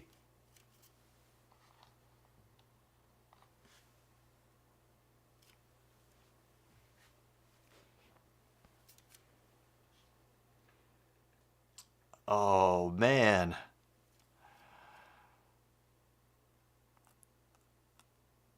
And we'll have a run that will be cut short very quickly. Number 10 will only get 2 yards.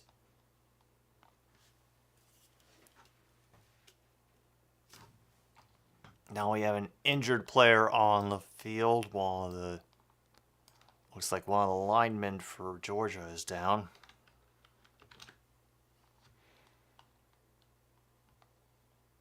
Yeah, that is their usual pattern, Michael. And for their sake, I hope they can break it one day. No, but yeah, I don't think we've had a 10 yard plus QB run. If you'll forgive me, I have to take a little pause for the cause. I'll be back in just a moment.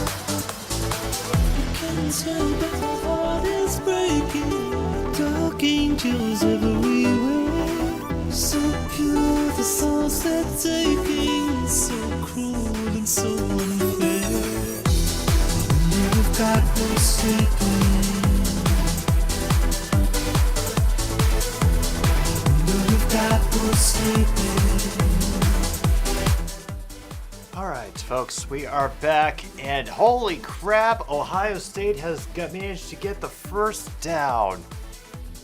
Wow. Fresh set of downs, and they have brought it down to 5 minutes to go in this game.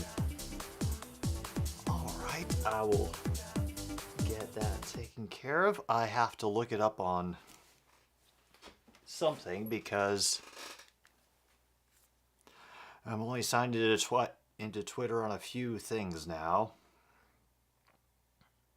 And,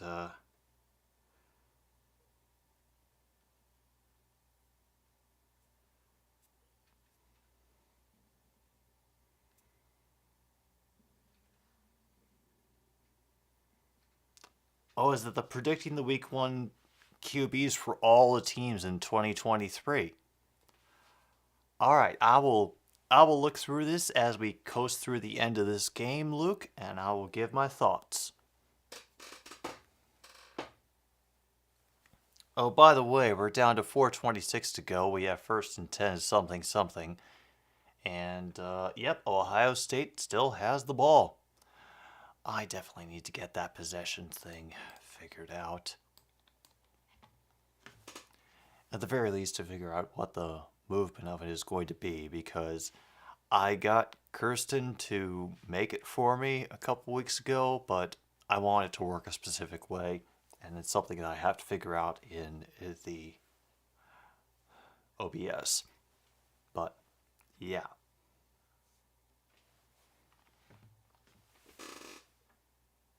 Alright, let's turn this back up.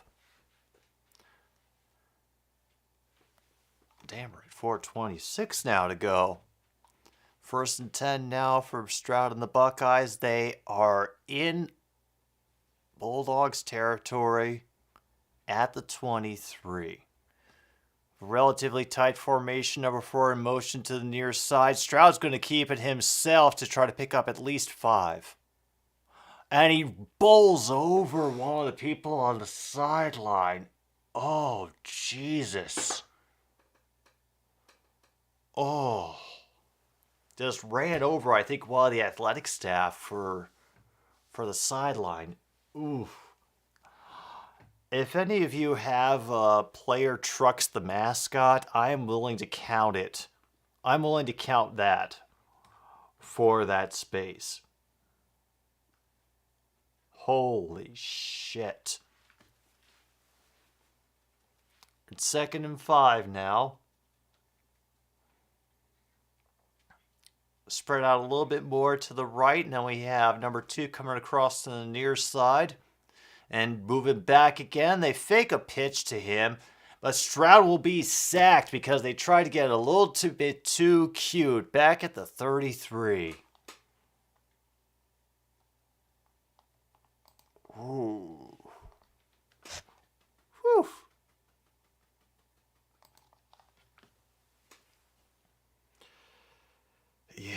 Yeah. The thing that I've always wondered about learning how to play football is, are you taught to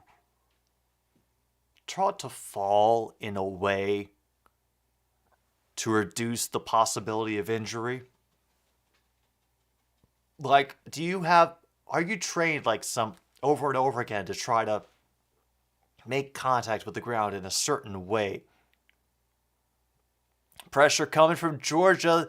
He'll have to try to air it out to number 84, but is about 5 yards away. And in the meantime, we have gained an Angie Cat.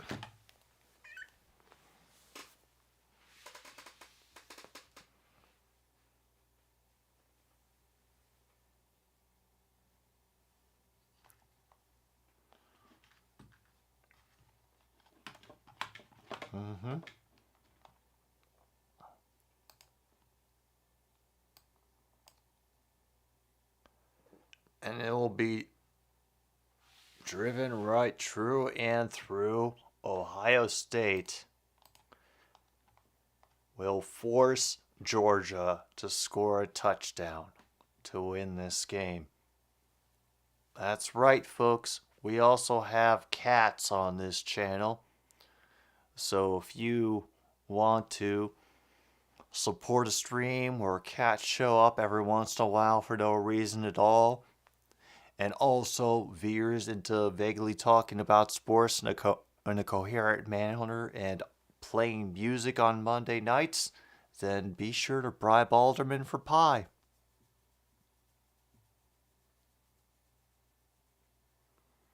Yeah, it's nice to see you too, Angie.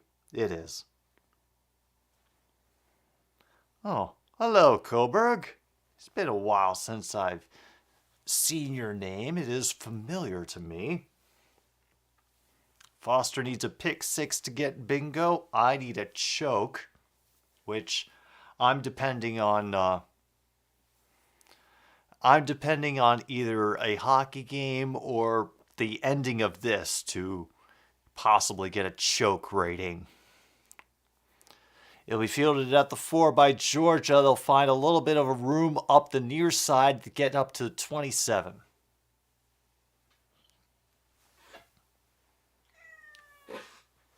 All right. A little more Angie for you then, Luke. Yeah. Oh, I understand, man. You know, life ends up taking you other directions. You don't come by places often, or the algorithm just buries somebody. Whatever that is, man. Kaylee needs red shirt and ball control. So yeah, if anybody hears mention of somebody being a red shirt at any point in the broadcast, just let us know. So that can be checked. That can be checked off. If Vancouver comes back, Calgary will have blood. Oh. They hate each other that much, do they?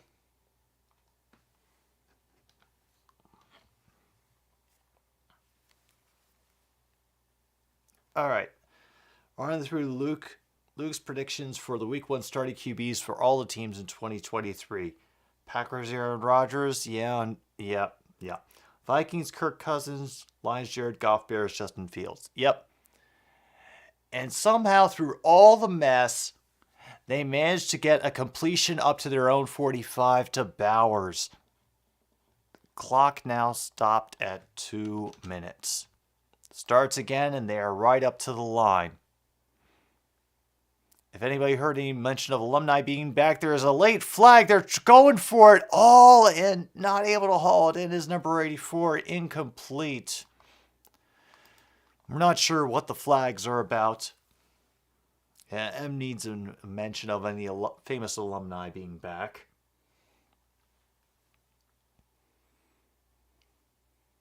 Okay, offsides on the defense, yeah. Smart, take the free play. Ravens, Lamar Jackson, definitely. Steelers, Kenny Pickett, yeah, I heard he's been developing well. Bengals, Joe Burrows, and Browns, asexual predator. Accurate. East, Giants, Daniel Jones, and I hope they'll give him a decent contract. You think the Commanders will have Jordan Love? Oh, okay.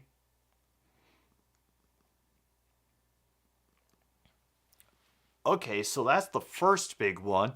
The Commanders having Jordan Love, the Panthers having Gardner Minshew, and the Buccaneers starting Kyle Trask.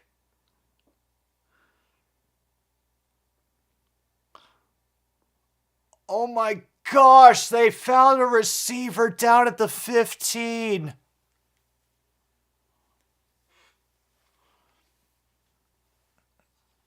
You know what?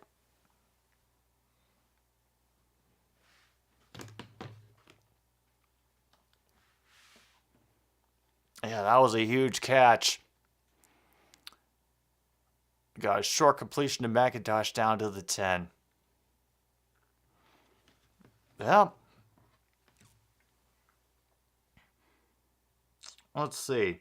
Other major things in this include CJ Stroud being the Seahawks starter and Case Keenum starting for the Cardinals. And then the Raiders starting Baker Mayfield. So you don't think...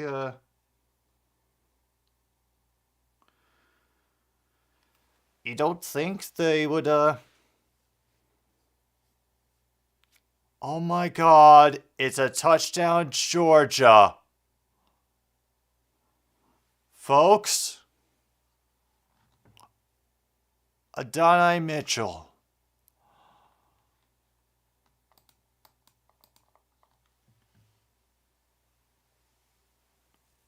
They just need a point after attempt to take the lead.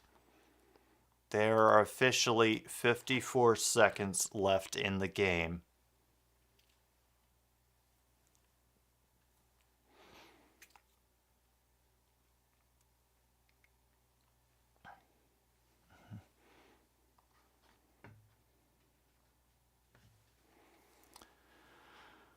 All right. This point after attempt is up, and it is true and through. Damn. Ohio State, yours is no disgrace. You kept pace with Georgia for a great amount of time through this game. Hey. This was a nuts, bonkers, but still pretty even game.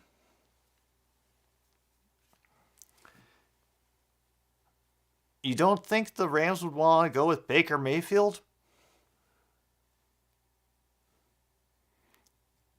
Looks like the Buckeyes need a miracle for a game-winning field goal. Yeah. And then Ohio State let their foot off the gas. Yeah, you could get that 50-plus yard field goal.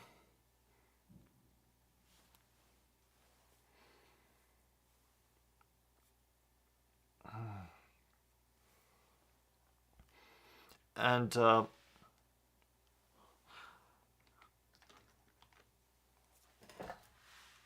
right. Stafford got a ring. They'll show him some loyalty. Oh, man.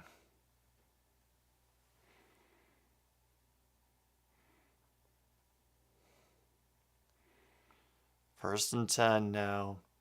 54 seconds to go. Yeah, like Stafford is the definition of walking wounded at this point. Honestly, I'm willing to count that as the alumnus, Kaylee.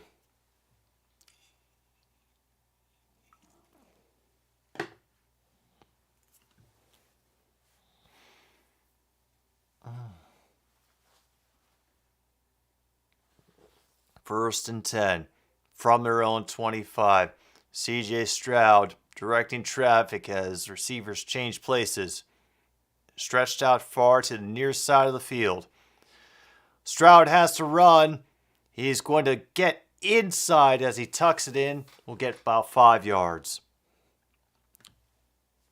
Yes, we will count that. And now Beal Jr. is down for Georgia.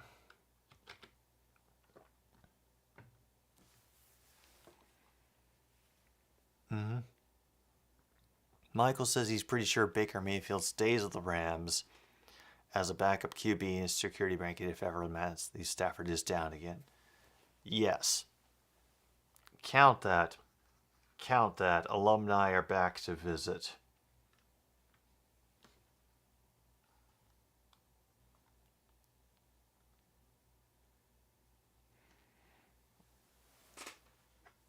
Oh, it's always fun to hear the local radio call. Pick 6 or 50-plus yard field goal M is looking for.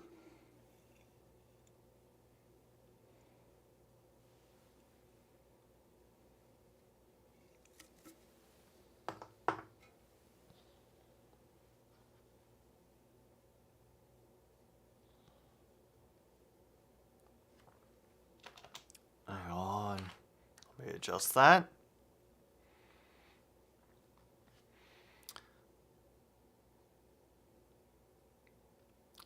And also, I would say Minshew makes sense for the Panthers, but it will depend on if Sam Darnold is able to will them into the playoffs.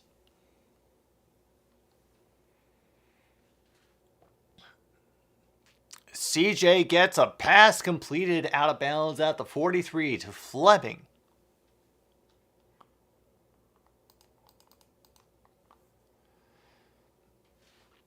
Oh no, and that same player is down again for Georgia.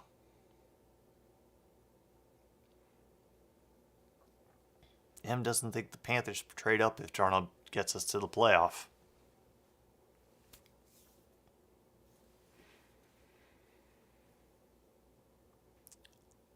And honestly, it would be kind of cool if, Sam Darnold gets a redemption arc on the Carolina Panthers.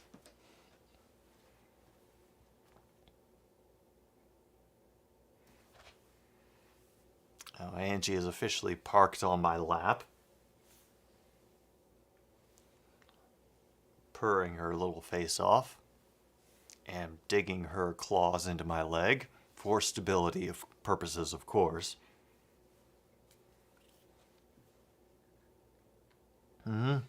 Oh yeah, beards make a difference. Absolutely, every time. I mean, Ryan Fitzpatrick didn't unlock his true potential until he grew out his beard, and now look at him.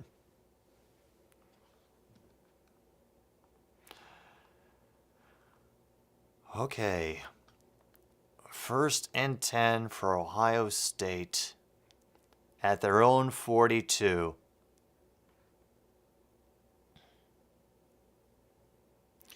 Receivers far out to the right. Stroud is looking around, has to wait, but now will be flushed from the pocket and will take it inside to the 31.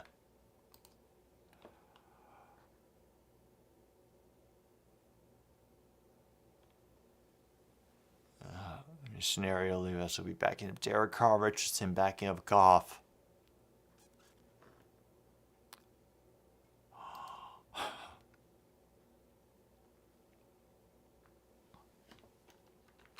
Oh my gosh, and that's a timeout gone from Ohio State. Hey Holly, we're getting a game down to the wire as it turns out. After domination by Georgia, then a comeback by Ohio State, and another comeback by Georgia, now Ohio State is trying to get an end of the game win. So, good times. And oh yeah, I got the party hat for New Year's Eve.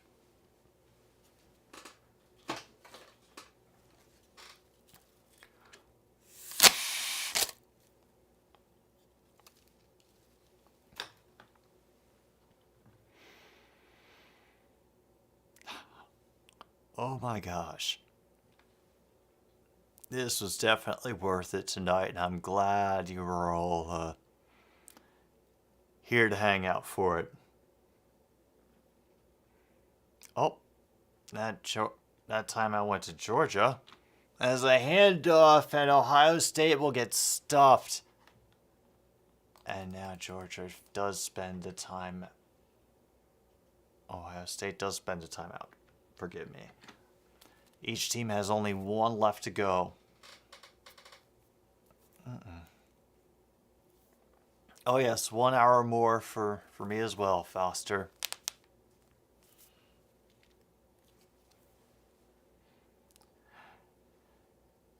Oh, it was, Holly. It was.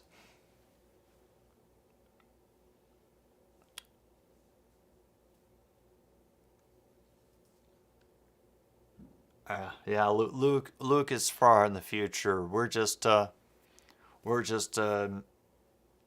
thankful that he chooses not to read our minds.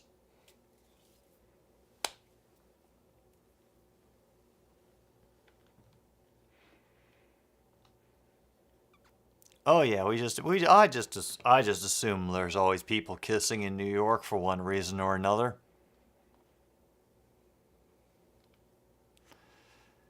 19 seconds to go. Second and 11 from the Georgia 32. Extra pressure coming, is able to get it away, but out of the hands, bops away. 15 seconds to go now, third and 11.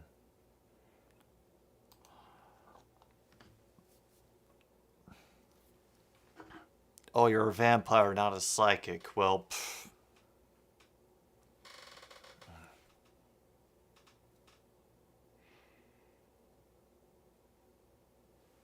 Yep, see, M knows what I'm talking about. CJ Stroud has to spin away from the pressure. Is he going to throw it? Heaves it out of bounds. Oh my God. There are 8 seconds to go. Oh no.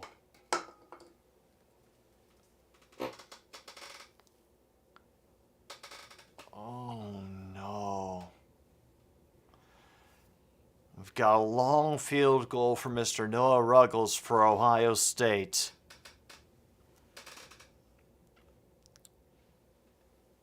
And there's the timeout from Georgia.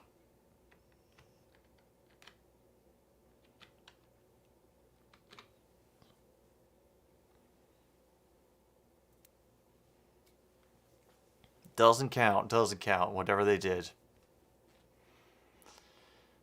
30 seconds until the Eastern time zone, people. Officially pass into the new year. And it just flipped on my end, so Eastern folks, Eastern time zone, Happy New Year. Whatever that means to you. Party hardy, Marty. Meanwhile, over here, Ohio State has a 50-yard attempt to take them to the national championship. Hello, Corey Johnson. It is no good, not even close.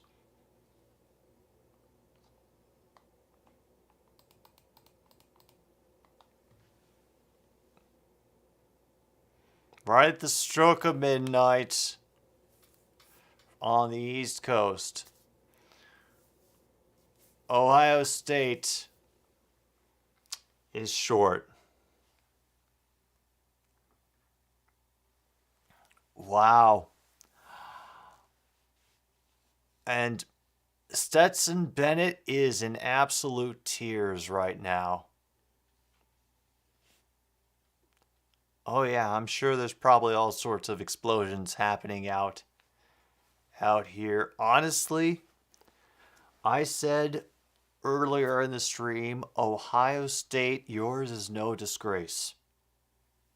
They battled back and kept this game exciting and interesting to the point where I felt, well, at this point, anybody could win this. And they just happened not to come out on top. Attempt doesn't count, right. Welcome to 2023 Ohio State. You literally turned into a pumpkin. No, they missed the 50-yard field goal that would have given them the lead. It never had a chance. Badly aimed. And now it will be the Georgia Bulldogs versus the Hypnotoad. The TCU Horned Frogs. Yeah, I do feel bad for the kicker. There's Bennett and Stroud giving each other their ups. They both deserve it for the way that they played and the way their teams played during this game. This was honestly great. You think one of the Georgia defenders got the finger on it? Oh. Okay. Maybe have a moment to look at that after the show.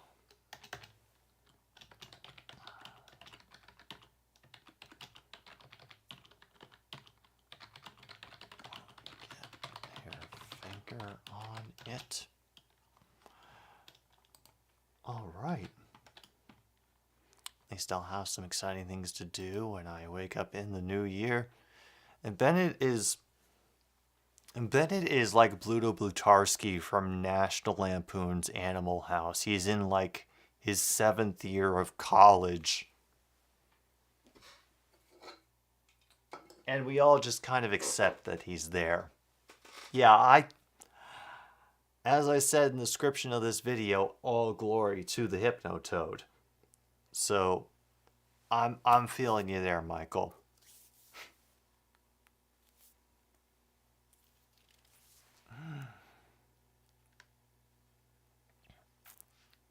You know what, Tim? That doesn't sound like a bad way to close out the year.